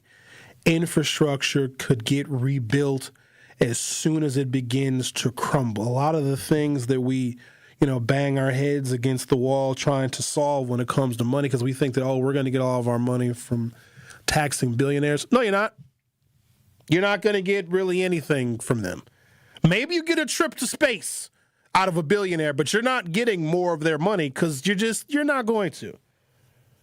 But our infrastructure, our oil refineries, are designed for the kind of oil that we don't have. So we can pretty much maintain our oil reserves because the kind of oil that we have, it's profitable, but it's not as profitable as stolen oil. The oil that other nations have, like Venezuela, and Venezuela was proper because it's relatively close. It has the kind of heavy crude oil that America needs to run on. It does require some refining, but the profitability per barrel is exponentially higher than the oil that we have. It's like we in the United States have a bunch of rubies and sapphires and emeralds. But Venezuela has diamonds. So what we did here in the United States is we have a bunch of trained diamond cutters. Instead of ruby cutters and emerald cutters and sapphire cutters. No. We want diamond cutters, which makes no sense because we don't really have a lot of diamonds. We'll just steal the diamonds from somewhere else. The United States produces a lot of oil. Light sweet crude is what it's called.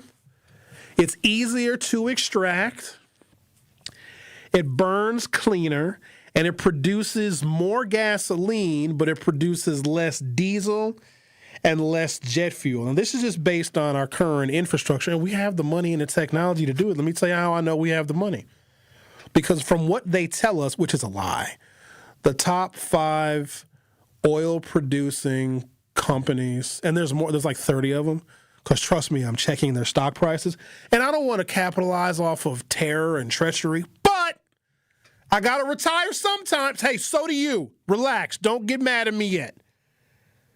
American energy-producing companies, their stocks are going to go through the roof. It's a horrible, I know, it's very bad.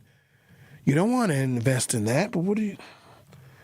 If you actually looked at some of the things and the countries and the interests that your company 401k stock plan invests in, investing in American energy companies is the least of your worries. I know it's really awful, but you want to be able to go on vacation when you retire, don't you? You got to get a timeshare. So maybe you have to invest in the oil companies. They average about, it fluctuates, but about $250 billion per year on average. This is the top 5. There are 30 of these companies. If we just took the top 5 and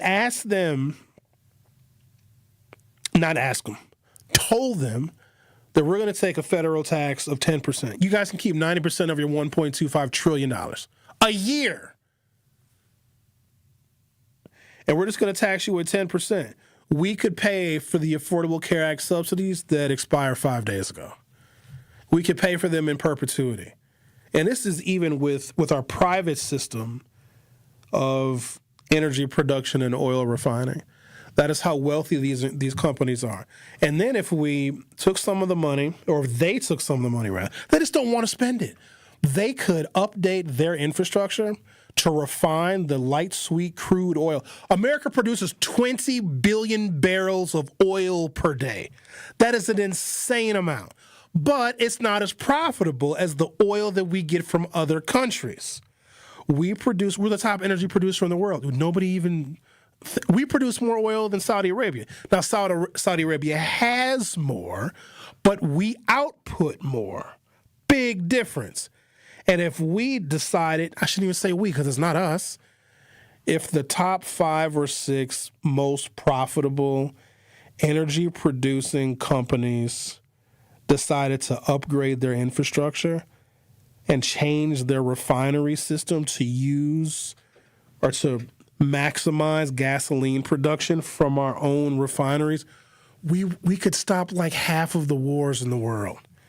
But we'd rather steal it.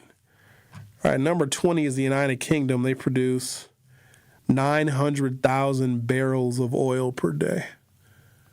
Number 19 is Oman. They produce between 970,000 and 1 million barrels of oil per day.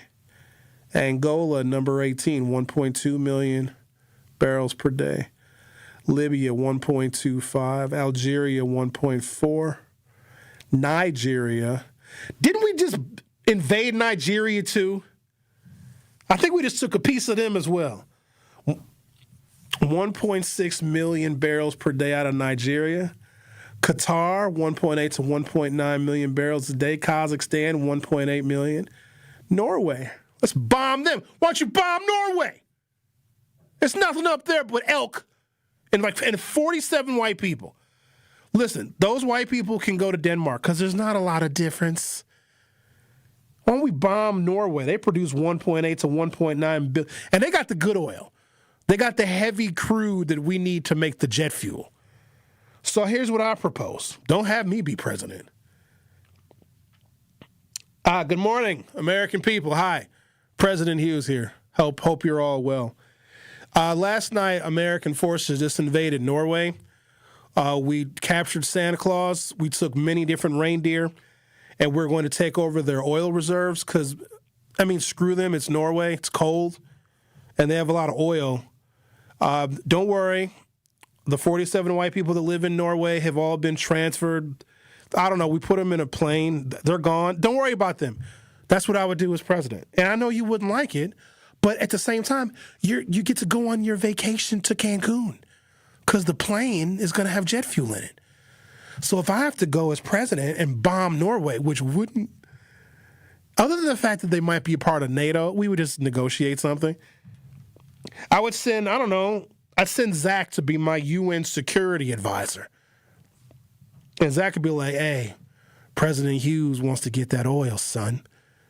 And then they would be like, all right, then. And we'd go and bomb Norway. And who would miss Norway? Think about the last time Norway even made the news for something good. Nobody knows what's going on up there. And plus, part of Norway is in the Arctic Circle. It's dark. They wouldn't even see us coming. You said it's the wrong color, Xavier? What's the wrong color? Well, I mean, I think we only invade brown countries. Oh, no, if I was president, we're saying, I don't care, yeah. Oh, okay. Now, hold on now. I wouldn't discriminate because that would be racist. Because nobody wants to be a racist. Because being a racist is so 2025. It is. So as president, I would be an equal opportunity bomber. And I know this sounds really harsh, but come on, you guys. You need your 401ks and your stocks to go up because you want to retire. You want to go on vacation. You want to drive your car. You want to, I don't know, drink beer. The beer's got to get manufactured, and the beer's got to get put on a truck, and the truck has to drive, and the driving takes gasoline, takes diesel. So for you to get drunk, I got to go bomb a country. If you look at it like that, it makes a lot of sense. Oh, Sherwin, I never knew if I want to enjoy these fine spirits, beers, and wines, you got to go murder children. Not a lot. Just a few. But think about how much fun you're going to have at happy hour. Oh, well, since you put it that way, it's not going to be a lot of children. Roughly the amount that are waiting to be adopted. Oh, okay, zero-sum game. And I don't want to sound harsh, but that's just how you got to do it. And if I got to go get some oil from an African country too, that'd be easy. Because what are they going to do? No, seriously, they don't.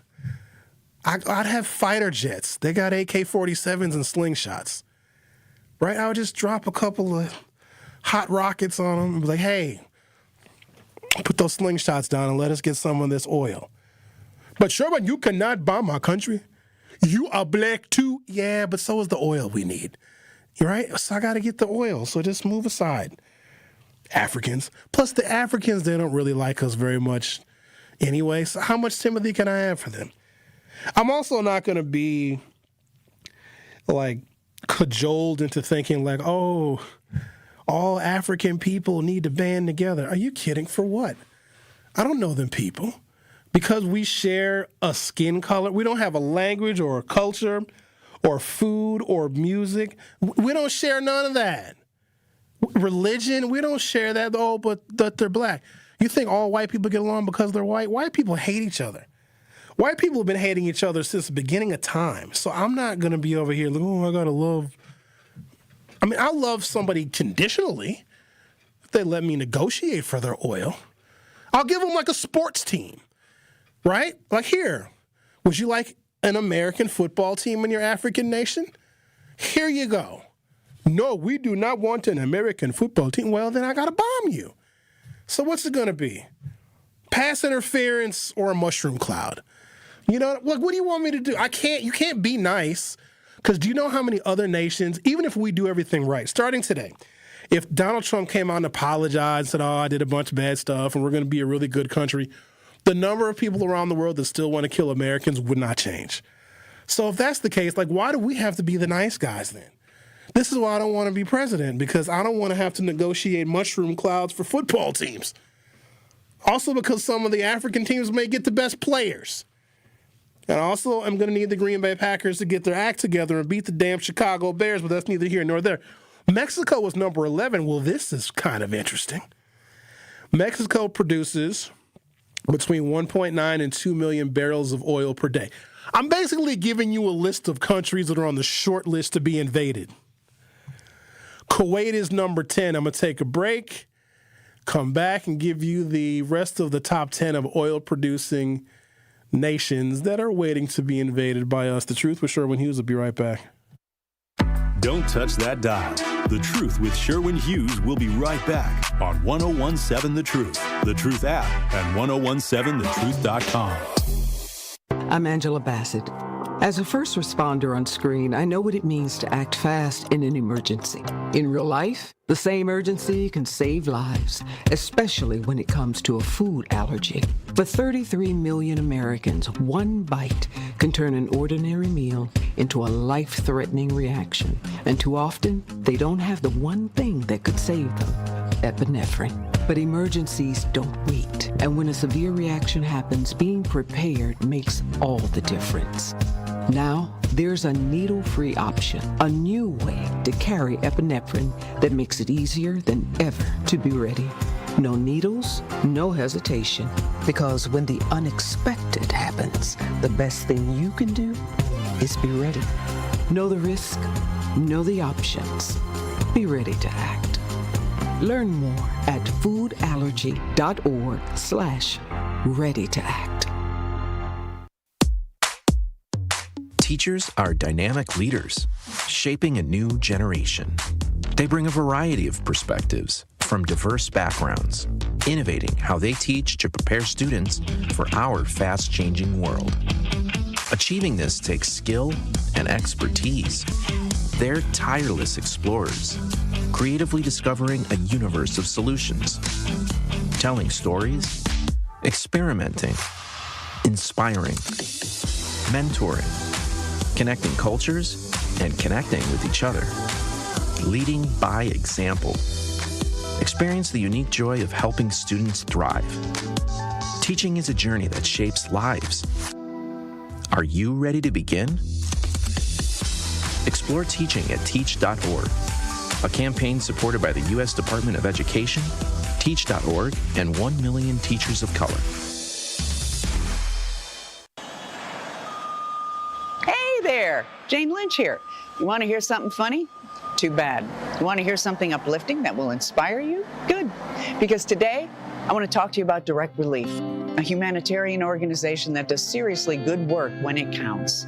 Fires, hurricanes, earthquakes. When disaster strikes, Direct Relief immediately shows up with medicines, medical supplies, and everything doctors and nurses need to save lives. Let's ship her out! Every day across the United States and around the world, they're making an enormous difference. If someone needs help, Direct Relief helps. No politics, no red tape. Hey, what you doing over there? Oh, I'm packing insulin for kids with diabetes. See, every box here is literally a lifeline for someone in critical need. So check them out at directrelief.org and donate if you can. You might just bring a smile to someone's face. This is The Truth with Sherwin Hughes on 1017 The Truth app, and 1017thetruth.com.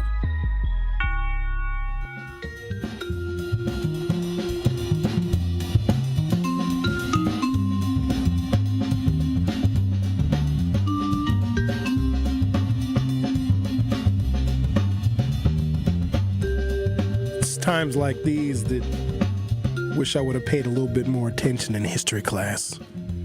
Because everything is repeating itself. The connection to Manuel Noriega and the American-backed Contras that were fighting the Sandinistas explains the crack epidemic and also gives a perspective on the United States that some people refuse to believe. We tell these storybook fairy tales of how incredible and how beautiful and how triumphant the American story is. It's all of it is a bunch of lies. To have a nation like this, the consumption that we have, the excesses that we have, the greed that we have takes an amount of insatiable imperialism that we will kill everything just to keep going. We will, and that's just what we are. We don't conserve anything. Conservatives don't even conserve. They conquer more territory than anybody else. Democrats can't even conquer Congress. You really ain't got to worry about them being evil. We said, hey, Manuel Noriega, can you help us? He was like, yeah, sure.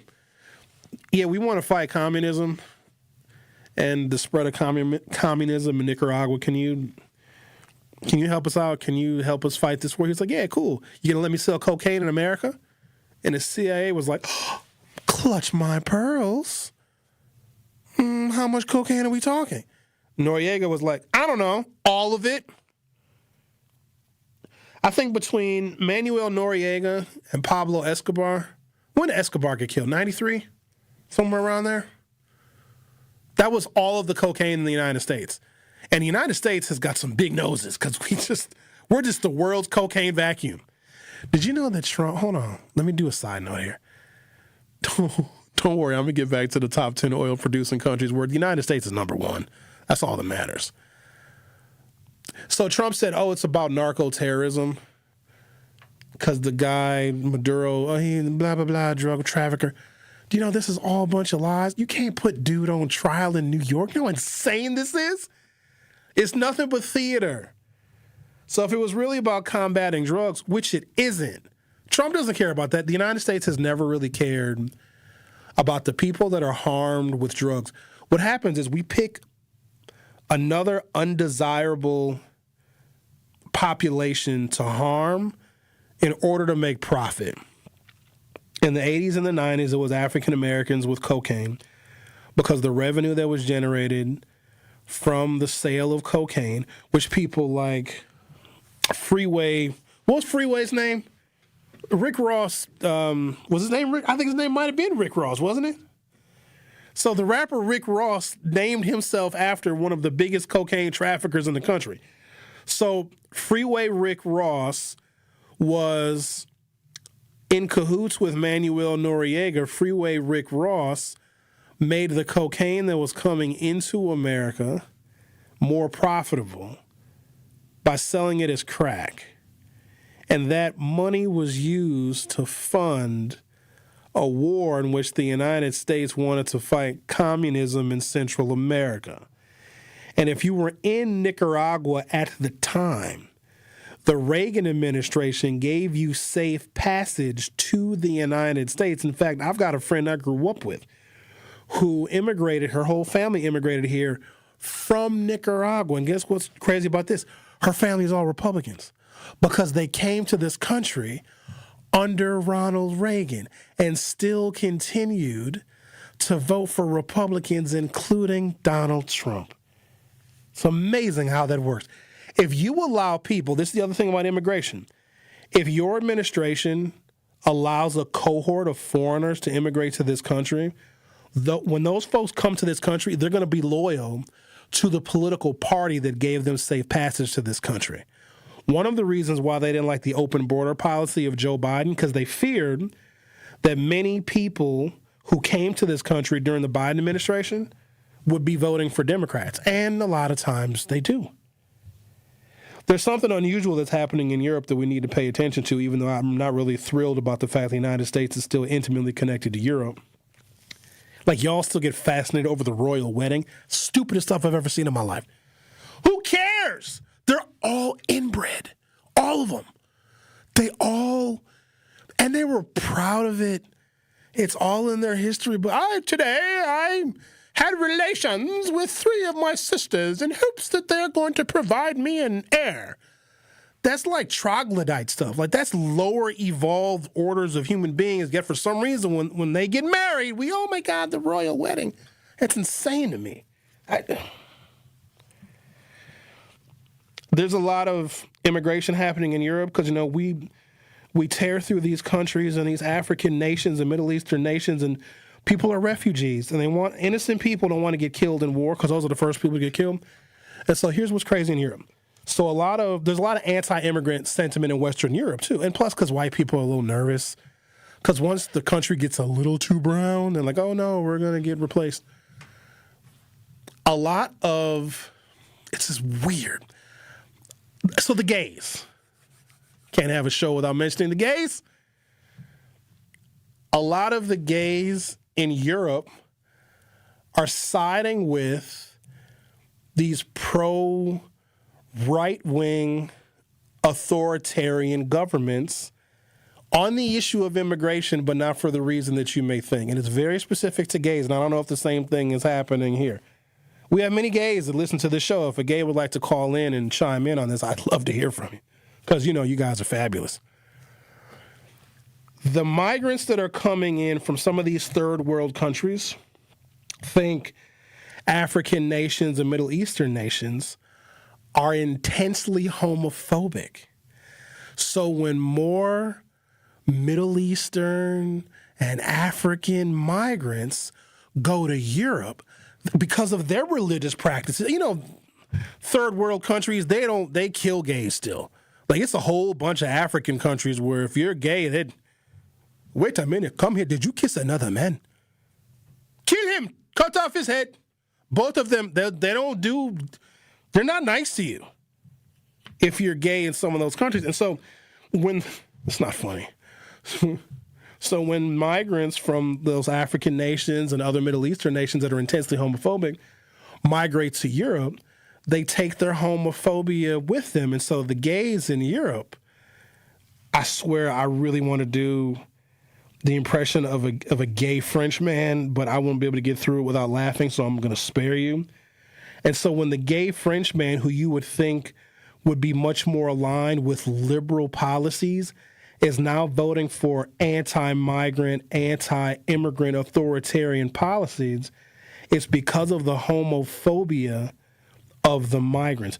I don't know if we have that problem here in the United States because everything is just so mixed up over here, but if people from other nations, it could be the Caribbean, it could be South America, Central America, Mexico, and if those migrants and immigrants are coming to this country and are bringing their anti-gay sentiments and their very heavily religious sentiments with them, which is oftentimes very anti-gay, is that a reason why? So I'm honest with you, I don't have any liberal gays that call my show.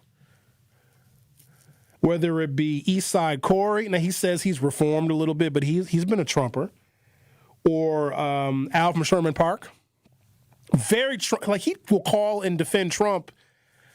He will defend Trump and Jeffrey Epstein. I don't want to make that connection, but I don't want to go there. But I wonder if they are so intensely anti-migrant and pro-Trump because migrants are anti-gay, which not really my argument, but I find it very, very interesting because it's something that's happening in Europe. So there's this guy named Juan Orlando Hernandez. And not sure if you know who that fella is, but he was charged and convicted, got 45 years in federal prison in the Biden administration for trying to bring in 400 tons of cocaine. You know how much cocaine that is? That's like 90,000 pounds of coke. And he got caught. And he got 45 years in prison. That's a lot of cocaine. Trump pardoned him. So don't sit here and tell me that the capture of Maduro and his wife had anything to do with drugs, drug trafficking, or narco-terrorism. That's a lie. Now, you want to believe the lie because it's easier to digest. It makes you feel better about yourself. It's still a lie. Trump pardoned. In fact, this dude can go right on back to shipping cocaine to the United States. So it has nothing to do with drugs. Every so often, the United States will pick an undesirable group of people to hurt and to harm that we also can profit off of. For a long time, it's been black folks, but we kind of wisened up and got a little bit smarter. Then guess who it was? Poor whites in Appalachia who were just getting rocked by the opioid crisis as this country was getting flooded with heroin. And then they were being shoved these high pain-killing prescription opiates because apparently working in a coal mine 16 hours a day is backbreaking labor. And these new, highly potent, synthesized drugs made with this opium that all of a sudden is all over the world and flooding the market because during the war against Afghanistan, when America was occupying northern Afghanistan, the amount of opium that was being produced, the amount of heroin that was being produced was all over the world, and pharmaceutical companies grabbed it, made painkillers, gave incentives to pharmaceutical reps to push these pills to doctors, to give these pills to people that were dying and suffering from pain in the coal mines. And then all of a sudden, oh, no, sorry, your prescription ran out. And what did they do? What did they turn to afterwards? Heroin. And the source was exactly the same place, northern Afghanistan. So don't think that this is just about race. Yeah, it's always been in part about black people. But if the wealthiest of the wealthy and the power brokers, if they want money and if they want to continue their foreign policy interests, they'll hurt anybody, including white folks, especially poor white people. Poor white people, hopefully you guys wake up. Like, you guys are basically just light-skinned black people. You're basically black people that burn in the sun. Take a break, come back, talk to one of the many Als that call this program. Do you know which Al this is? There's about 3 or 4 of them. Is this, oh, yes. Our favorite Al is on the line. We'll talk to him in a second. The Truth with Sherwin Hughes will be right back. The Truth with Sherwin Hughes returns after this on 1017 The Truth, The Truth app, and 1017thetruth.com. The MPS City Conference basketball season is starting to heat up, and we are bringing you all the live hoops action right here on 1017 The Truth. Tune in Tuesday night as we have a matchup between conference foes as the Carmen Northwest Eagles travel to take on the South Division Cardinals. Tip-off is set for 7 p.m. on the award-winning 1017 The Truth app, and 1017thetruth.com. City Conference basketball is sponsored by Milwaukee Public Schools, MPS Proud, and presented by Gruber Law Offices. One call, that's all. People don't realize that glaucoma is one of the leading causes of blindness. Because there are often no early symptoms, nearly half of those with glaucoma may not even know they have it until vision loss has occurred. I was diagnosed with normal tension glaucoma in July of 2020. And what we found out at that point was I had already lost 40% of my sight. You think it only affects people that are, 75 or older, retired, grandparents, and that's not the reality of it. I didn't think at all glaucoma was going to affect me because I didn't know of anyone that had glaucoma, no one in my family. When you have glaucoma, you can't get back that sight that you lost. And so early detection and treatment is vitally, vitally important. Don't miss life's most beautiful moments. Schedule an eye exam today. National Glaucoma Research, a Bright Focus Foundation program, offers free resources and tips for healthy vision. Learn how to protect your sight at stopglaucoma.org. You served behind the desk. You served in combat. You did 4 years and got out. You were drafted. You gave 20 years. You gave exactly what your country needed. And so did you. When you raised your hand and swore an oath to your country, when you put your name on a dotted line, you became part of only 1% of Americans who did the same. You are a veteran. You are a veteran. You are a veteran. Because no matter when, where, or how you served, you made a sacrifice for your country, and you deserve support. If you're struggling with life after service, don't wait. Reach out. Reach out to a loved one, to a fellow veteran, to VA. Find resources at va.gov/reach. Brought to you by the United States Department of Veterans Affairs and the Ad Council. Wisconsin is as hard-working of a place as you'll ever find. People here are tough, but even the toughest among us need help after a serious accident. At Gruber Law Offices, we won't stop fighting for you and your family. One call, that's all. Prizes, exclusive experiences, even cash money. You want it? We've got it. Find a list of all contests and official rules by visiting truthcontests.com. That's truthcontests.com. This is The Truth with Sherwin Hughes on 1017 The Truth, The Truth app, and 1017thetruth.com.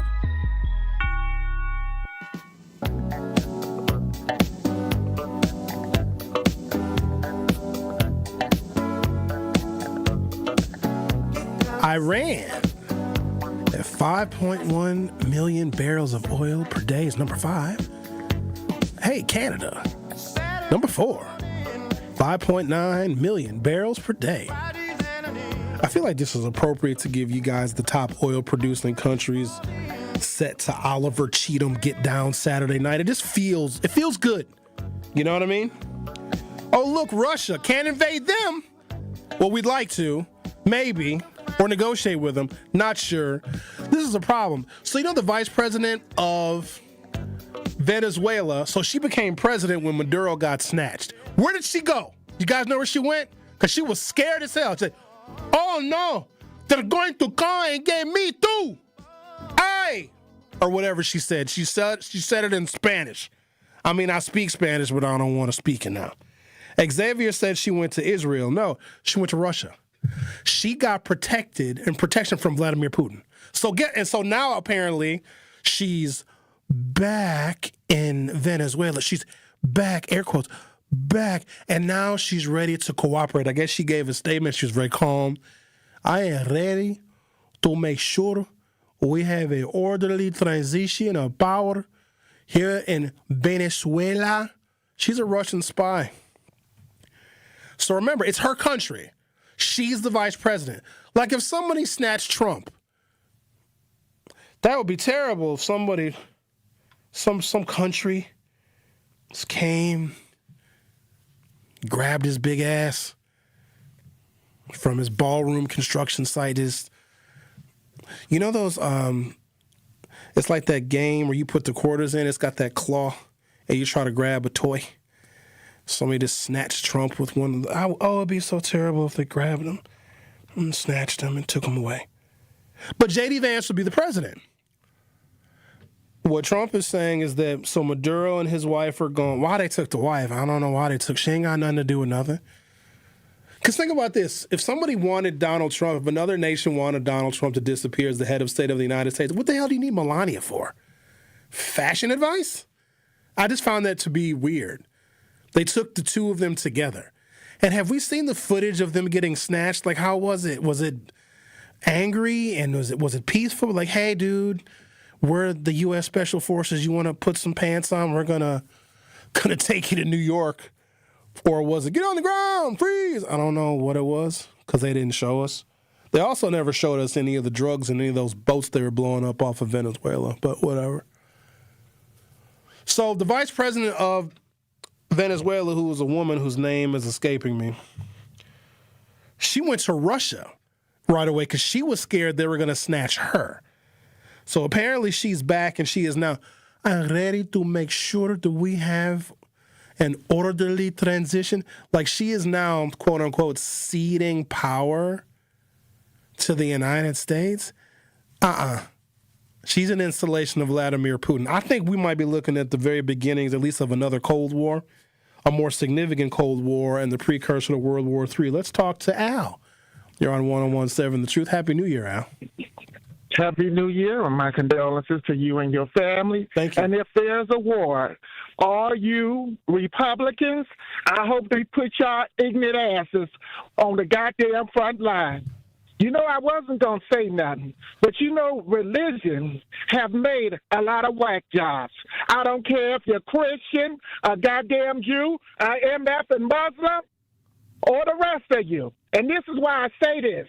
Y'all see this big, fat, throttle body, racist, goldfish-looking bastard kicking all this off, and I don't see none of you dingback roaches sitting on your goddamn ass saying one freaking thing, but because this thing is white and unhealthy, you're kissing and licking his ass. But then y'all want to sit here and say you're religious. Take that religious and wipe your ignorant ass with it. You know, I thought about it this weekend. You know, I said, maybe I should give God a chance. I said, you know what? F that. The only way I give God a chance is if you have a public thing and they burn every book to every goddamn religion. You got your Tory laws sitting up there. All this. You're so religious, but you ain't talking about that fat-ass racist. You got the Muslims sitting there. He voted for the bastard, and he don't even like it because you're colored and Negro. Then you got the Baptists and the Jews, and they see this MF and bull sugar honey iced tea going on, and they ain't said not one goddamn thing. When I seen this, I said, all these religions is dingbacks. We gotta dingbacks. We gotta leave it there, Al. Have a good day. Okay. Bye. All right. Okay. Happy New Year to you. So that's what happens. Oh, it's been a while since I've talked to Al. In fact, I haven't talked to him since last year. The Truth with Sherwin Hughes will be back for hour 3.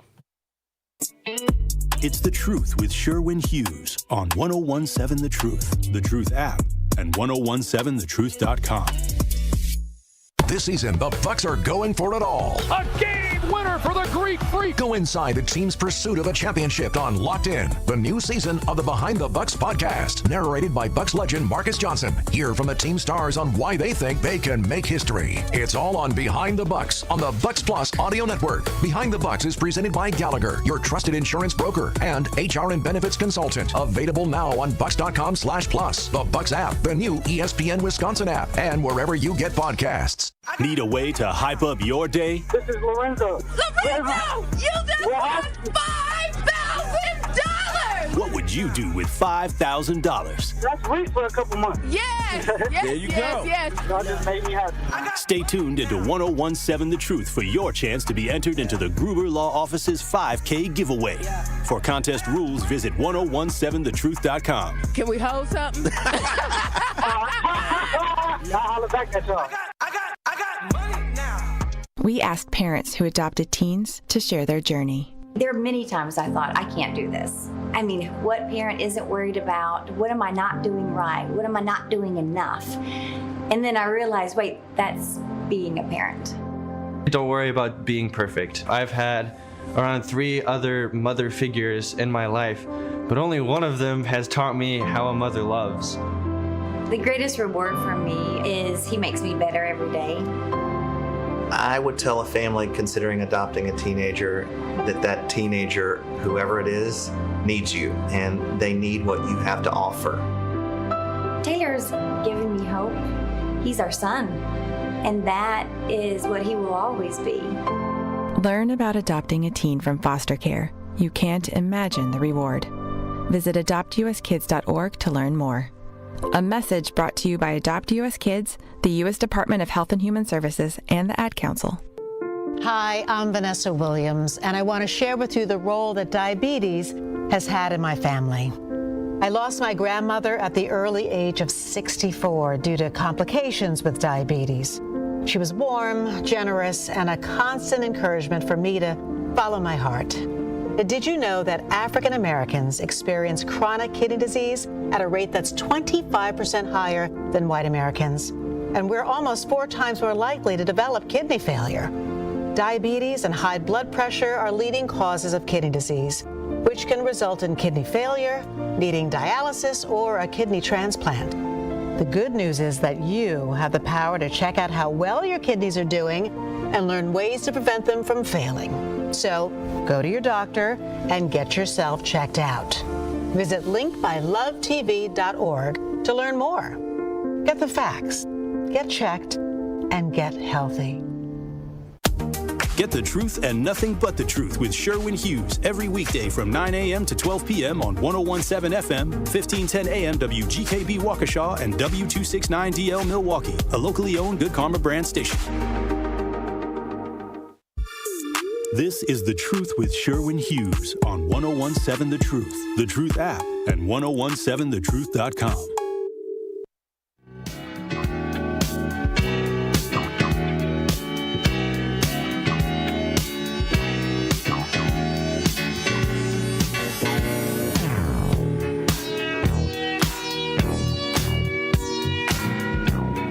Welcome to Hour 3 of The Truth with Sherwin Hughes.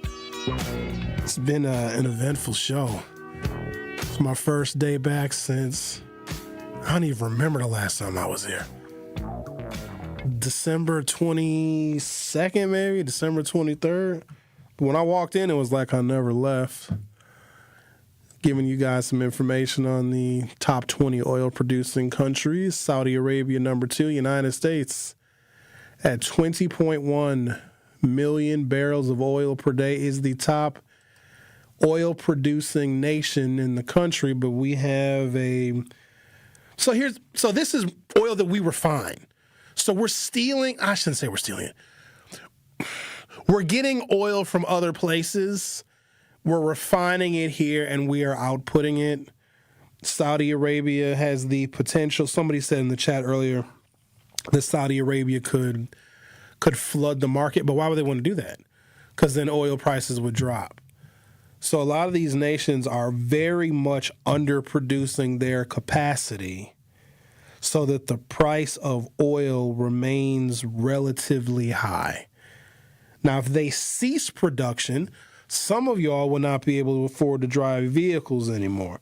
So it's a very delicate balance between these top 20 oil-producing nations. The thing about the United States is we have oil reserves as well. Not as much as other nations, but we have a hell of a lot of it. But the kind of crude oil that we have, you can get gasoline out of it, you can get jet fuel out of it, you can get diesel out of it, but it's more expensive and it's less profitable because we have what is called light sweet crude oil. We want heavy crude oil, which is what they have in the Saudi Arabias, in the Middle East, and in the Venezuelans, because that's much more profit rich. So our infrastructure is set up to refine other people's oil, not our own. So we get to sit on our oil reserves and refine other people's oil.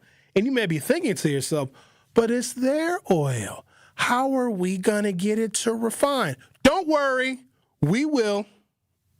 Let's talk to Alan. You're on 101.7 The Truth. Hey, Sherwin. Happy New Year. How are you? Doing all right. Doing better than I was. Yeah, what happened? Somebody mentioned, did you have a family tragedy or something? A father passed away on Saturday, December 27th. Oh, my God. I'm sorry. I'm going to, when I get home, I'll have some masses set for you guys. I'm on the way to the cobbler. Man, that's too bad. Losing your dad, I lost mine in 2018. It's like, oh, my God. I saw him the night before. Did you get the chance to say goodbye to him? Oh, yeah. We spent... Or was it done? No. Okay. The 11 days he spent in the hospital, I mean, we were there every day. I mean, it's hard to watch, but he's not suffering anymore because that lymphoma, it just... I guess my mother saw his scans. He had tumors just all throughout his body. So, oh my God. Yeah, it was rough, but he isn't suffering anymore. And I got 50 years with the guy. You know, I love him dearly. I'm still trying to make him proud. So yeah, you have to. You take the grief when it comes, and then you move on and do the best you can. You know.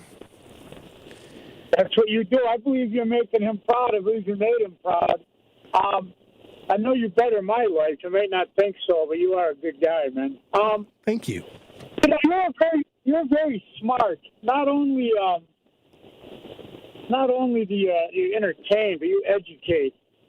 I might not agree with you 100% on this thing about Venezuela, but I also don't think there's going to be a war.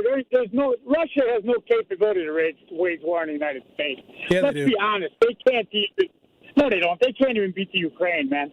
And China is waiting. China maybe someday will, but they don't have a navy and they don't have an air force like we do. Yeah, they have. But they have allies though. And Russia. You got to remember what I do. Alan, Russia has more intercontinental ballistic missiles, nuclear ballistic missiles, than we do. So to say they don't have the ability to wage war, yeah, they do. No, they don't. They're just not. Don't. Because you don't think we have the umbrella? You don't think we don't have the same thing that the Israelis got? And you don't think that we would obliterate them, man. Maybe we'd get hit, and we probably would here because it hit Chicago, right? But the United States would survive. They wouldn't. No, it wouldn't. No. Let's not downplay nuclear war. We got about 30 minutes, and it's over. So the system you're talking about is inaccurate. It's like trying to hit a bullet with a bullet. So if they launch their intercontinental ballistic missiles as strategic targets in the United States, maybe we get 3 of them, but then 37 American cities are completely gone, and then the nuclear winter would come and something like 6.5 billion people would be dead by next spring. So it's kind of a zero-sum game, you know what I mean? But to say that Russia doesn't have the capability, well, that's not true. You think you think there's any nation outside of maybe, and North Korea don't do nothing without China, but do you think that if anybody ever does something, it's going to be like a rogue nation? It might be Iran doing that too, but they're next anyway. Iran's going to be done. If we don't do it now, we might wait till the midterms, and we're going to change that too. That's going to be done with. So, but anyway, I got to take these boots, and I'm at the cobbler. You ever need a good cobbler up here on Port Washington, right north of Bronx? 1875? Ask me if I need a good cobbler? A shoe repairman?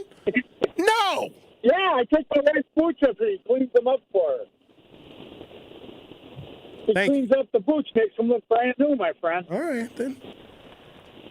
That's good. So anyway, I stayed on point this time. I'm doing good. I'm doing better. All right, my friend. I'll make sure I do that for your daddy. What was your dad's first name? I'm nervous to tell you. What are you going to do? All right. I'm gonna call my parish, and I'm gonna have eternal masses set for your father and your family. Oh, that's a Catholic. Oh, you're one of those Catholics. I'm a real Catholic, yeah. All right. If you want his name is Eugene Hughes. Okay, but don't put no curses with your Roman popery. I don't know about you Catholics sometimes. Yeah, don't talk to me about the popery. No. This pope here might be the popery, but we got. I don't agree with this pope. Don't get me going on that at all. I'm too but far he's your right-wing guy. for this nonsense. You Catholics love the pope. No, he's not. I don't love this one. There's a guy there's a cardinal over in Germany who I really like. This guy's a clown. Isn't he from Chicago? He's from, yeah, but that don't mean nothing. He was running around down here in Peru with the Shining Path. He's a communist revolutionary. They do that social justice type stuff. That's not my thing. All right, I'll have that done. Eugene Hughes. I'll have that done as soon as I get home. I'll send a check. All right, my friend. I mean that, too. You're a good guy. I'll see you later. God bless you, and we're sorry for you. Thank you. We really are. All right, Alan. Yeah, thank you, man. Bye-bye. Okay. I got to get in here to the Congress. Bye-bye. A lot happened there. I don't know about all that Catholic stuff, because the Catholics, they do a lot. They're a little too busy for me. They have a saint for every mood, so I'm not really sure. But no, he was sending his condolences. My dad is probably like, what the hell is Dad up there kicking it, listening to the show? Got some shorts on, probably. The oddest thing that his twin sister, my aunt passed away on November 20th, and then my father died on December 27th. That's just... So I'm talking to my brother, and I'm like, well, Tyler, we know we got a shelf life. 82 was the going rate. Now, on our mother's side of the family, the men died young. My uncle, my maternal uncle, my mother's brother died. He was 70, 78 maybe. I guess that ain't bad. My maternal grandfather was 73. But he was 73 in 1978, which was probably higher than African American life expectancy at the time. But you don't know, right? My dad was cutting the grass, and we went out for his birthday on November 14th. We had a great Thanksgiving. Now, he had the diagnosis, but because he was treating it just like, it's just a minor inconvenience, like to me it was a minor inconvenience too. And then all of a sudden, his health deteriorated very rapidly. I mean, it's sad, but the suffering was worse. And then I could do an unlimited amount of radio shows on the healthcare system and the way I experienced it. Y'all know I had my health care scare right here on the show. And when was that? August? I fell out on the air. My mom and my dad, they came and saw me because I went to Columbia St. Mary's. When I arrived at the hospital, they were there. Like, my dad had cancer at that time. He actually was dying. We didn't even know it when he came to see me because they thought I was dying. Now I'm fine and he's gone. It's just crazy how it all works. But what troubles me most, my mother's going to be mad at me for saying this. So my mother has been with my father since she was 22. Like, my mother's a single mother for the first time in her life. Now her kids are 50 and 36. I think she'll be fine. But her whole adult life essentially was with my father. And you can imagine her concern about the level of care that he was receiving, because there really wasn't a whole hell of a lot that any of us could do. And it was so sad to watch him just fade like that, but you have to see it. You have to see. I know it's painful for some of y'all to even think about it. Oh, you'll know. And I'm not going to dwell on it, because if you lose a parent, and some of you have, and some of you will, there's no grief that's comparable. In fact, there was a period of time shortly after he passed where if you didn't lose a parent you were close to, I didn't even want to talk to you, because you have no idea, no clue. But what was concerning for my mother and then concerning for all of us, because you get a bunch of different nurses. His main nurse, Bonnie, was great, but my mother would try to do Bonnie's job. You know what I mean? And Bonnie need to do that. No, Bonnie, Mama, you need to chill out now. You got to.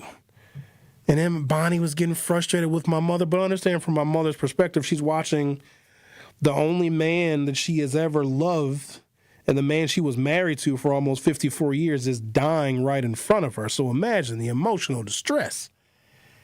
And if my mother disagreed with the level of care, my mother would say something. If you know my mother, she's not going to keep quiet about anything. In fact, if my mother walks into an establishment, I hope she's not listening, and if the sign says no talking, my mother's going to think to herself, that's optional.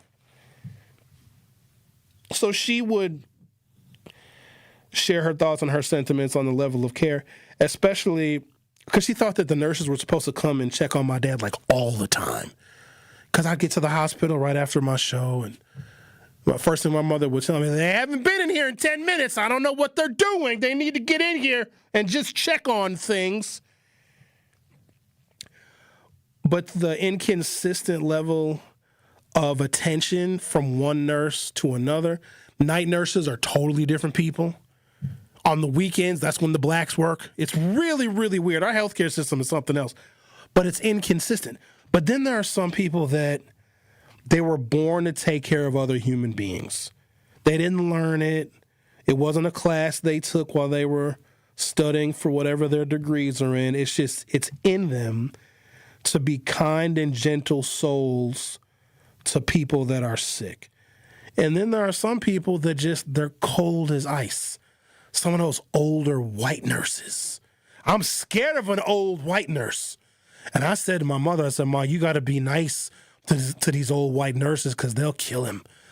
Nurses will kill you. And nurses, shout out to y'all, because some of y'all have been great. I have fallen in love with nurses before.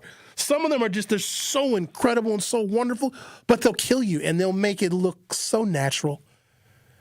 Like, you go ahead and make a nurse mad if you want to, if you got a loved one in the hospital, and then next time you come to the hospital, oh, I'm so sorry to inform you, your loved one just happened to stop breathing 30 seconds before you got in here.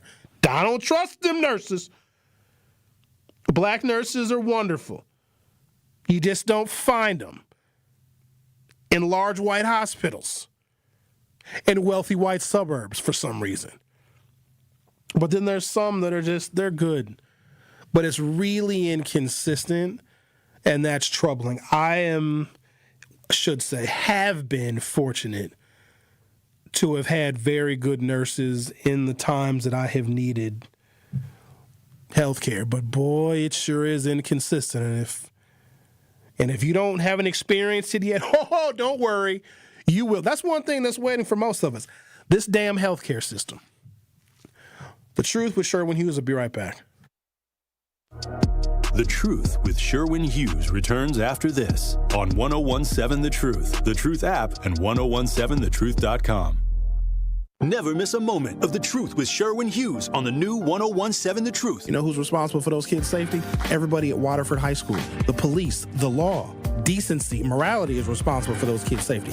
Had the Rufus King High School students been physically attacked, that's not the fault of the coach. That's blaming the victim. Come on, you know better than that. it would be the fault of the attacker. Listen to The Truth with Sherwin Hughes, weekdays from 9 a.m. to 12 p.m. Milwaukee Black Talk.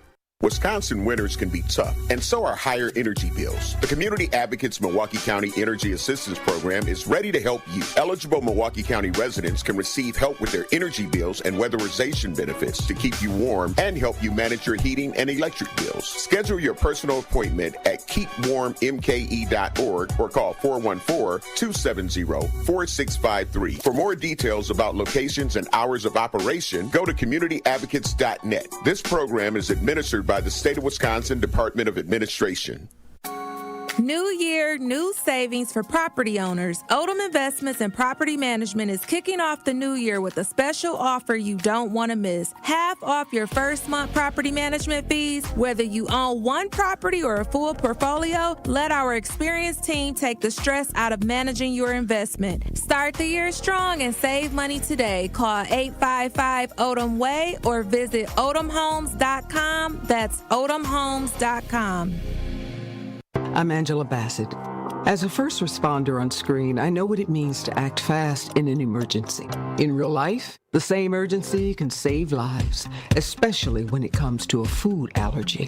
For 33 million Americans, one bite can turn an ordinary meal into a life-threatening reaction. And too often, they don't have the one thing that could save them, epinephrine. But emergencies don't wait. And when a severe reaction happens, being prepared makes all the difference. Now, there's a needle-free option, a new way to carry epinephrine that makes it easier than ever to be ready. No needles, no hesitation, because when the unexpected happens, the best thing you can do is be ready. Know the risk, know the options. Be ready to act. Learn more at foodallergy.org/ready to act. When you're high, you feel different. Pretty obvious, right? You think different, talk different, but if you feel different, you drive different. So if you're high, just don't drive. Brought to you by NHTSA and the Ad Council. Happy kids heal faster, and that's why Starlight is dedicated to improving the mental well-being of sick kids across the U.S. Learn how at starlight.org. Gruber Law Offices, a proud partner of your Milwaukee Bucks. This is The Truth with Sherwin Hughes on 1017 The Truth, The Truth app, and 1017thetruth.com.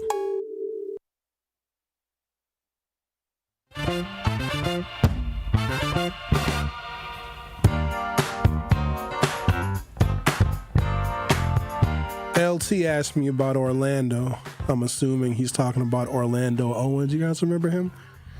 A black Republican, used to run for every single political office he possibly could and never got close to winning anything.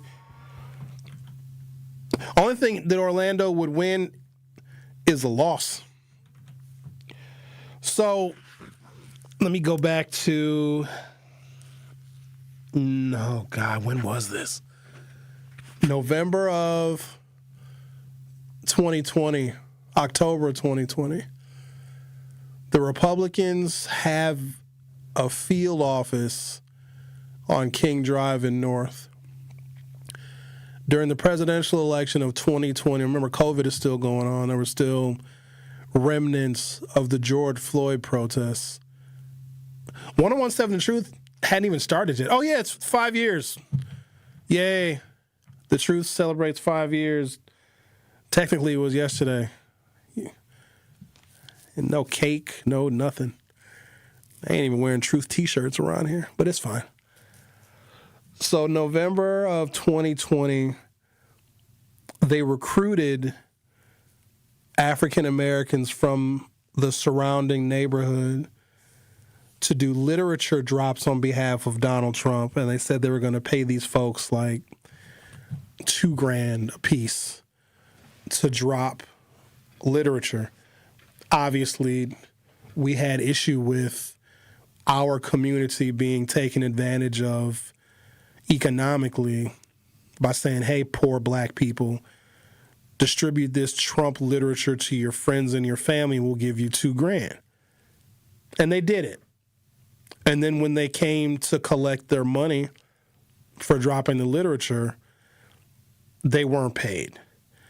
And so remember at the time, that whole summer, there were George Floyd protests. And at the time, I think Orlando Owens, he was either running that operation, running the canvassing operation and literature drop operation, responsible for paying dozens of our community members for dropping the Donald Trump literature throughout the black community. And then when people showed up to get paid, they were told, no, they're not going to pay you or come back later. They kept getting the runaround. So Vaughn Mays and Frank Nitti, remember Frank Nitti? I don't know where he is. He's gone, but he used to be a big thing. They did a protest in front of the Republican field office because the African Americans that were hired and promised their $2,000 never got it. So the media showed up, and of course I was there. And then I saw Orlando, he tried to sneak in through the back parking lot. And he and I have gone back and forth for years of disagreeing and arguing and fighting, sometimes on air, sometimes wherever I saw him. And he ran for office so when Dora Drake ran for the assembly, and this was in, good Lord, maybe 2018, he got mad at me for not endorsing him. It was just, me and him just always had beef. So we're at this protest, and the media is there. All the cameras are there, where you have Frank Nitti, Vaughn Mays. And so back then, this is still the fall of the George Floyd protests, Vaughn Mays and Frank Nitti had armed security. Like, not small sidearms. They had, like, AR-15s, the security that Vaughn Mays and Frank Nitti had. And so I see Orlando try to, like, sneak in through the back. I'm like, look, everybody, there's Orlando Owens. And I'll admit I showed out a little bit in front of the cameras, and I went after him a little bit, and we're yelling and screaming and cussing. He was very meek because he was very much outnumbered because there was a large crowd of people that were outside of the Republican field office on King Drive and North Avenue. They're protesting the fact that members of our community were promised $2,000 for distributing literature and never got paid. So I'm at Orlando. I'm at him. I'm like, yeah, cameras, catch this. And then you had Nitti and Vaughn Mays were behind me with their armed security. So I'm over here screaming at Orlando Owens, Nitti on one side, Vaughn Mays on the other, their security with AR-15s flanking them. It was a whole scene. So Orlando ends up going in the building, whatever. Fast forward, I don't know, maybe a couple of days later, I was at WNOV. It must have been on the election. So that was just prior to the election where I saw Orlando at the protest in front of the Republican field office on King Drive and North. On the election itself, WNOV had an all-day election special called Election Central, and I happened to go up there to do broadcasting just as like a fill-in. I was not employed by WNOV at that time, but I came by myself. And when I showed up, it was Orlando and just an army of little black Republican Negroes. And Orlando was like, yeah, talk that mess now, son. And me and him are going at it in the lobby of WNOV. He had a whole collection of Republicans. Most were black. He had little Jewish ones wearing yarmulkes. I'm like, where did you get this one from? And they're all like surrounding me. I'm like, I'll fight every last one of you. And Michelle Bryant actually had to grab Orlando and pull him to the back of the radio station to separate us because I was about to fight some Republicans. Because Republicans can't fight. So, LaRon, to answer your question, that was the last time I saw Orlando Owens. So that would have been the election day, November of 2020, when Joe Biden defeated Donald Trump. But when I saw all them Republicans, they're like, yeah, Sherwin, yeah. And it was real weird because they were all very small. They were all like little people. Black Republicans aren't tall, I come to find out. They were all like 5'2". It was like a Black Republican lollipop guild. It was the most unusual, entertaining, slightly intimidating, because they'll bite your ankles. You know what I mean? A Black Republican will get that ankle and it won't let go, because that's all they can reach. But then they had a Jewish one. I was just kind of fixated on him. I'm like, sir, what? You don't really fit in. I would imitate his accent, but I might offend somebody, but it was really funny. But Orlando was getting me back for how I went after him when we had that protest in front of the Republican field office, because members of our community did not get paid. And eventually they did get paid, but it took way longer than anticipated. Now, and the other problem was, right, why are the Democrats missing such an opportunity? Why didn't the Democrats hire those same folks? Because here's the thing. When people are economically deprived, they'll do anything. And if you tell somebody, hey, take this box of literature and distribute it between, Capitol Drive and Burleigh, between 15th Streets and 19th Streets or whatever, and we'll give you $2,000. You come back with an empty box of literature and we'll give you your $2,000. Most people are going to do it. It doesn't mean that they're going to vote for that person, but you would think that they would stand on principle. But not having any money and having utility bills due and rent due and hungry children and gas you got to put in the car, right? If you're missing money to do all of those things, you might distribute some Trump literature now. So that was a discussion that we had at some point afterwards, that we don't want our people to be so incredibly deprived that they are distributing literature for Trump. Now, it didn't work. And if anything, I was more afraid for how some of our community members would react, because they know better with me. But if a Trumper comes and knocks on my door, or anybody supporting a Republican candidate, and I honestly cannot tell you the last time I had anyone supporting a Republican candidate come and knock on my door, because I'm the last door you want to knock on, because I answer my door knocks. I got a Ring camera. So you ring the doorbell, boom, your image comes up on my screen, and I'll say, hey, can I help you? Hi, I'm here with the Wisconsin Republican Party. I'm like, hold on, I'm coming to the door. I'm probably not wearing any clothes. So I at least put on some boxers, maybe a T-shirt. My socks probably don't match, and I'll come to the door just like that. Boxer shorts probably don't fit so good. That thing is just thang, and that's okay. It's fine. You come to my house. I wish you would say something about how I look when I answer my door when you come to my house. And they quickly learn, we better cross this address off the list. This one is pretty hostile. And then as they walk away, I'm stepping out on my front porch, and I'm still going to be yelling at them and talking to them. The Truth with Sherwin Hughes on 101.7 FM. We'll be right back. The Truth with Sherwin Hughes returns after this on 101.7 The Truth, The Truth app, and 1017thetruth.com. Teachers are dynamic leaders, shaping a new generation. They bring a variety of perspectives from diverse backgrounds, innovating how they teach to prepare students for our fast-changing world. Achieving this takes skill and expertise.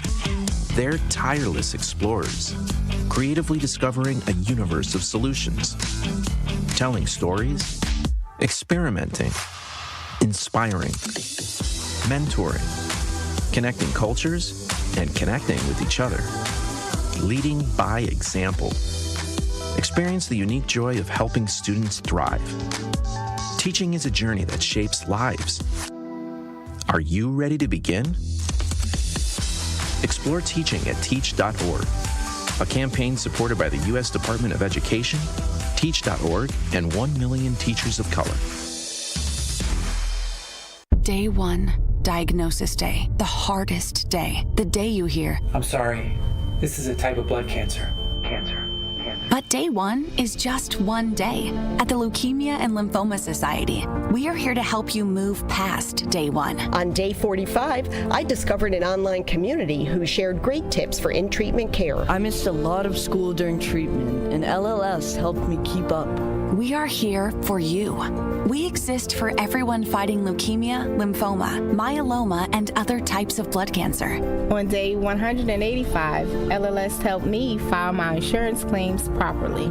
Day 5,840 and counting, and I'm still in remission. To learn more and get help on day 1, day 2, day 983, or any day, please visit LLS.org or call 1-800-955-4572. That's LLS.org, 1-800-955-4572.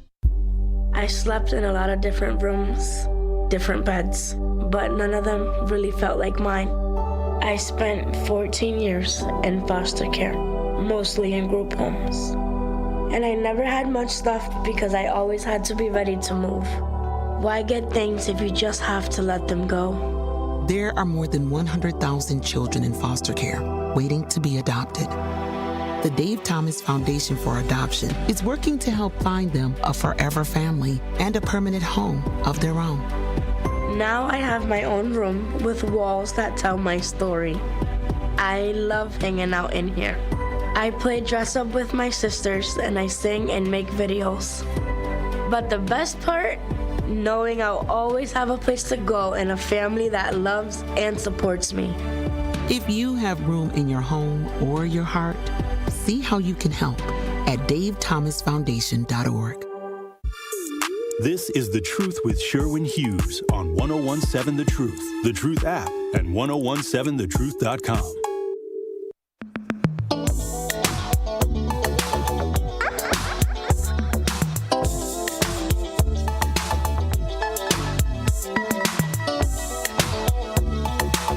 Do I even need to give the phone number out? There's really nothing to call about. General complaints about small black Republicans, and a Jewish one too. I don't know, is that racist of me to single out? It was a field of just, as far as the eye could see, none of them were taller than a big television.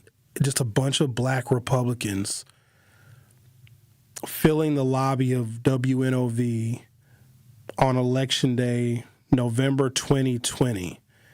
And they surrounded me like they were going to, I don't know what they were going to do. Kick me in the shins. Last time I saw Orlando Owens. So yeah, I haven't heard from that guy in a long time. I think he has... For a while, he was working for Senator Ron Johnson. Not sure what he's doing now, but somebody asked me where Orlando Owens was. He was the quintessential African-American Republican. I just don't know how you'd... There's no reasons left, and it's okay. It's perfectly fine to say, you know what? I shouldn't have supported Donald Trump. It's fine, because... I'd rather you all be honest, because I guarantee you this is what's going to happen. This is 2026, okay? 10 years from now, 2036, you ain't going to be able to find a Trump supporter. No, I'm serious. Mark it on your calendar. Set your calendar for January 5th, 2036, which I guess would be the 15-year anniversary of 1017 The Truth. And they'll still be conservatives, they'll still be Republicans. Ask any of them that were alive and of voting age during the Trump era if they voted for Trump. They're all going to say no. You're not going to be able to find one. What will likely transpire over the next couple of years will make all of them either so ashamed or so embarrassed that they won't admit to it. So I'd rather them admit to it. Now, do what a Marjorie Taylor Greene did. She did an about face, and now for some of you, it's a little bit too little too late for her. I think we take all of the people that have realized the error of their ways, because everybody does it. Everybody makes a mistake. Everybody gets sold on something that is not real. And then you wake up, you grow up, you mature a little bit, and you're like, oh, that was a terrible mistake. And it's fine. You voted for Donald Trump because you hate the migrants. Or you voted for Donald Trump because, I don't know, you wanted a wall. You liked the fact that he was a felon. You liked the fact that he spoke his mind. He grabbed women by the vagina. So when you do that, just side note, is it a full, like a full grab? Like what, you like cup your hand? Like how do you like carry him like a bowling ball? Like he didn't explain it.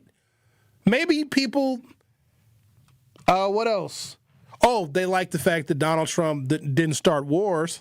That he was going to end all the wars. Something, the economy. They liked that he was a businessman. Okay, look, I get it. Maybe because he was a racist. Ladies and gentlemen, as hard as this may be for us to swallow, being a racist is not unpopular. It isn't. In fact, depending on where you are, it'll win you an election. If you have nothing else, hating a group of people that we can propagandize as being a threat or being evil will find you in like company of voters. It works. That's why it's still here. It's a social tool. It's a political tool. It's an economic tool. If we say that these people that have this skin color, that speak this language, that have whatever religion, if they're less than, or if they're here to harm you or hurt you some kind of way or take away from your culture or usurp your traditions, we'll pay them less. So there's economics involved in that racism. Because if they're hated or disrespected, why would you pay them? Why would you promote them? Why would you hire them? So in this system of capitalism, racism must be a part of it. Now, here's the thing. I'm not exactly ready to extract myself from capitalism, and let me tell you why. Because if I have an idea, it could be a new mousetrap or a better mousetrap than the ones that are being produced, I want to be able to sell it to a market. I want to be able to take an idea, an original thought, put a little effort behind it, put a little patience into it, incubate that idea a little bit, and bring it to the market and sell it. No, I'm not thinking I got to hurt people and marginalize people and I got to pay people very low wages. I'm not thinking about all of that. But as I become more successful, I am going to start thinking about those things. Because nobody starts a business to make a bunch of profit just to give it all away. Especially because you would be the only one giving all your profits away. You'd see everybody else get rich and you over here still living off of $40,000 a year with a $3 billion company. Ain't nobody living like that. So I can't divorce myself from capitalism, but just know that all sorts of phobias, homophobias and xenophobias, racisms and misogynies, all of that comes with it. It's unfortunate, but what am I going to do? And I'm not going anywhere. Where am I going? What's an option? Let's say you're sick of America. And stop saying Canada, because Canada, okay, if we had the exact same immigration policy as Canada, we would be even more racist than we already are. The Canadians don't really have to worry about immigration because think about it. What's north of Canada? Heaven? Nothing. There's not the Arctic Circle. That nobody's coming from north of Canada, right? Look what Canada has on the west, the Pacific Ocean. Ain't nobody taking no damn boat across the Pacific Ocean to get to Canada.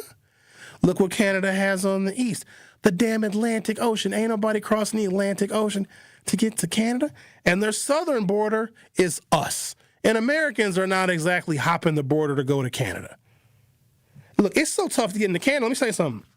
Not only is it harder to be a Canadian citizen than it is to be an American citizen, if you had an OWI, your ass can't go to Canada. Oh, you didn't know that? Oh, you didn't know. If you have a drunk driving conviction on your record, you can't even visit Canada. They won't even let you go to the Niagara Falls. They'll push you in it. And the Canadians, they pretend to be nice, and so you want to be a citizen of their country. Hey there, hey, it's about time. The weather got a little nicer. And like, oh, you're a nice Canadian. Hi, can I come into your country? Oh, no, we'll throw your black ass into the waters of Lake Erie if you bring your black ass over here. Don't you do it.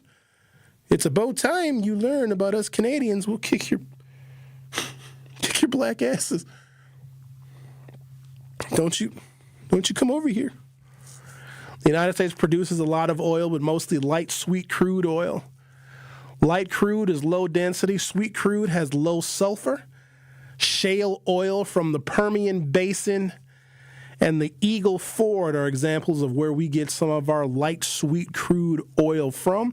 The characteristics of our vast oil reserves here in the United States is it's easier to extract, it burns cleaner, produces more gasoline, but produces less diesel and less jet fuel without additional processing. And other oil, like heavy crude, is more profitable. The Truth with Sherwin Hughes. We'll be right back. The Truth with Sherwin Hughes returns after this on 1017 The Truth, The Truth app, and 1017thetruth.com. Where's that same devastation? Where's that same anger? Where's that same hurt for other American citizens who lost their lives to guns? When we talk about the loss of life here in America, if all lives matter, y'all got to start acting like all lives matter. I feel bad for any loss of life because it's not fair and it's not right for anybody to take somebody's life. That's not what we're put on this earth to do. I hate the fact that in this country that we live in, that violence is so rampant. Violence is the norm. Download the new 1017 The Truth app now. Milwaukee Black Talk. 1017 The Truth. Our children deserve a real chance to make it in life, and a good education is a passport to opportunity. At City Ford Collective, we're working to make sure there's a great Milwaukee school for every Milwaukee family, because more good options lead to better outcomes. And who doesn't want that? Together, we can give every child the foundation they need to thrive, and a stronger future for kids means a stronger future for Milwaukee. To learn more about our mission, visit us at cityfordcollective.org. That's cityfordcollective.org. How much does it cost to talk to Gruber Law Offices after a serious crash? It's free. Yes, free. As in, it won't cost you anything to speak with us. Not sure if you have a case? Call our team at Gruber Law Offices today. Your first call and your first consultation are always free. And you'll never pay us a fee until we win your case. If you've been seriously injured, call Gruber Law Offices. One call, that's all. Natural gas is a clean, reliable, and convenient source of energy delivered directly to you through underground pipelines. The pipeline system has an excellent safety record, but there are clues that can help you identify a potential hazard. If you smell the strong odor of rotten eggs, hear an unusual hissing sound, or see blowing dirt or debris, it could be a natural gas leak. Leave the area immediately and call We Energies at 800-261-5325. We Energies. People you can trust. Energy you can depend on. Real talent is defined by what people can do, not where they learn to do it. So by stopping at the education section of a resume, you might throw away the perfect hire. You might miss someone who has valuable skills to offer to help your business thrive right now and in the future. Because the truth is this: Skills First Hiring helps you see talent others miss, like more than 70 million stars, skilled through alternative routes. When you let their story unfold, you gain a competitive advantage, because hiring managers who start with skills are 60% more likely to find a successful hire. See the real person, complete. See what others miss. Hire skills first. Learn why it's a competitive advantage at tearthepaperceiling.org. Brought to you by Opportunity at Work and the Ad Council. This is The Truth with Sherwin Hughes on 1017 The Truth, The Truth app, and 1017thetruth.com.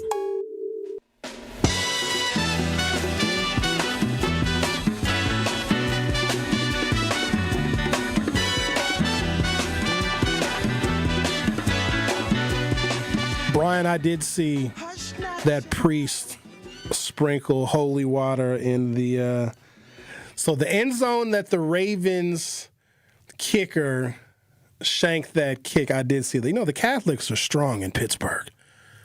So I did see that. So that, shout out to the Steelers and Aaron Rodgers. That was one of the greatest football games I've ever seen in my entire life. That, and then so January of 1993, the Buffalo Bills played the Houston Oilers, and that was the greatest comeback that I've ever seen in my entire life. I think the Oilers were down, the Bills were down, like 32-3, and came back to win 41-38. So yeah, last night's game was, and the Packers aren't going anywhere except to Aruba, Jamaica. I want to take you to the Bahamas, pretty mama. They're not going anywhere. The Packers are just going to get your hopes up. They're going to hurt your feelings real bad. So I might as well root for the Steelers because Aaron Rodgers, he gave us a lot of joy. And I'm not one of those like, oh, he left the Packers, I hate him. Nah, that was a good dude. I got a chance to meet him in when did I meet Aaron Rodgers? 2021 maybe?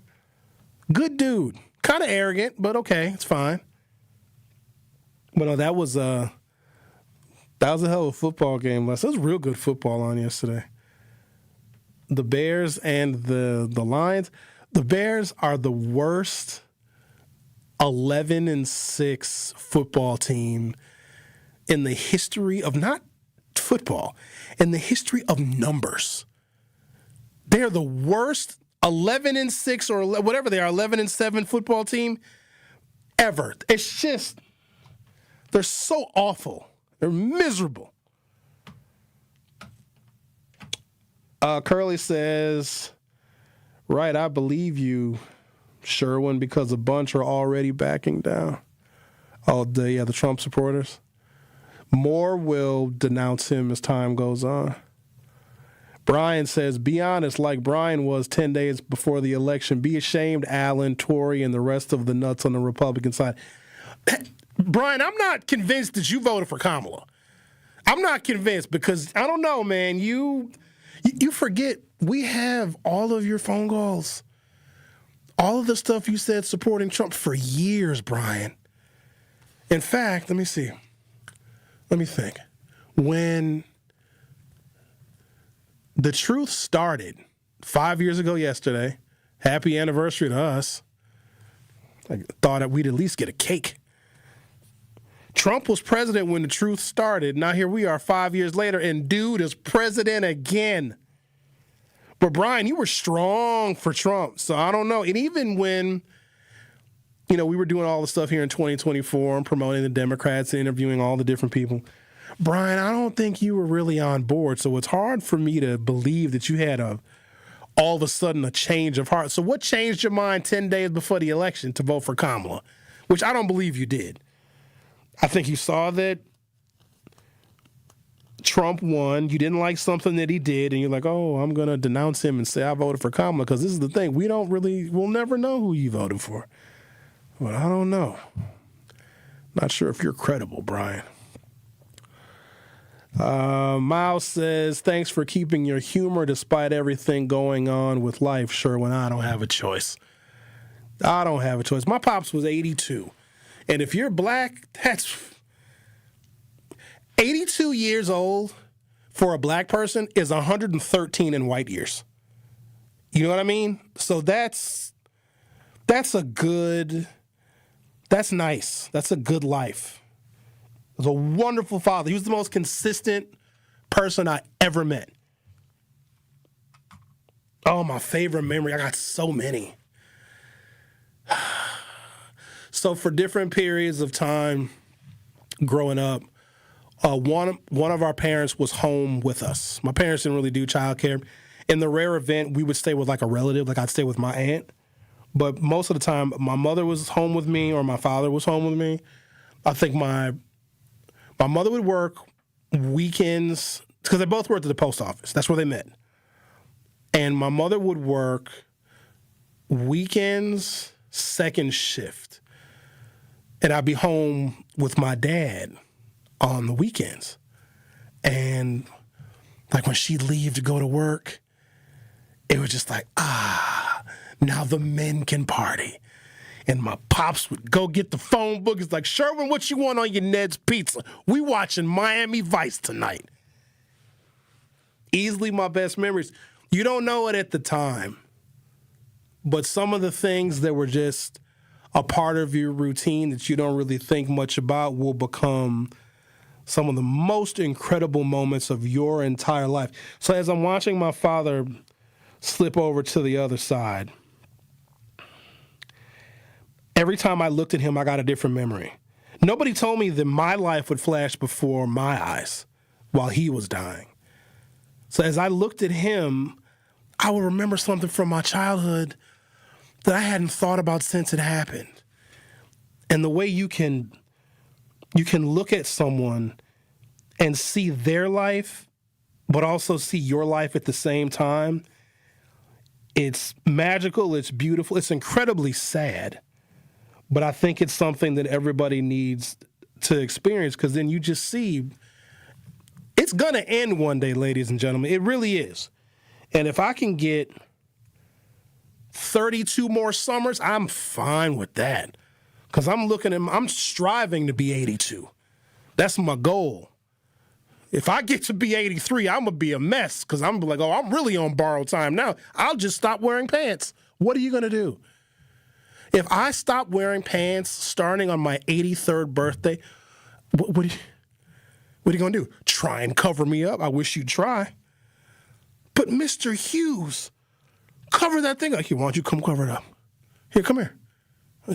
Here, wrap your hands around it.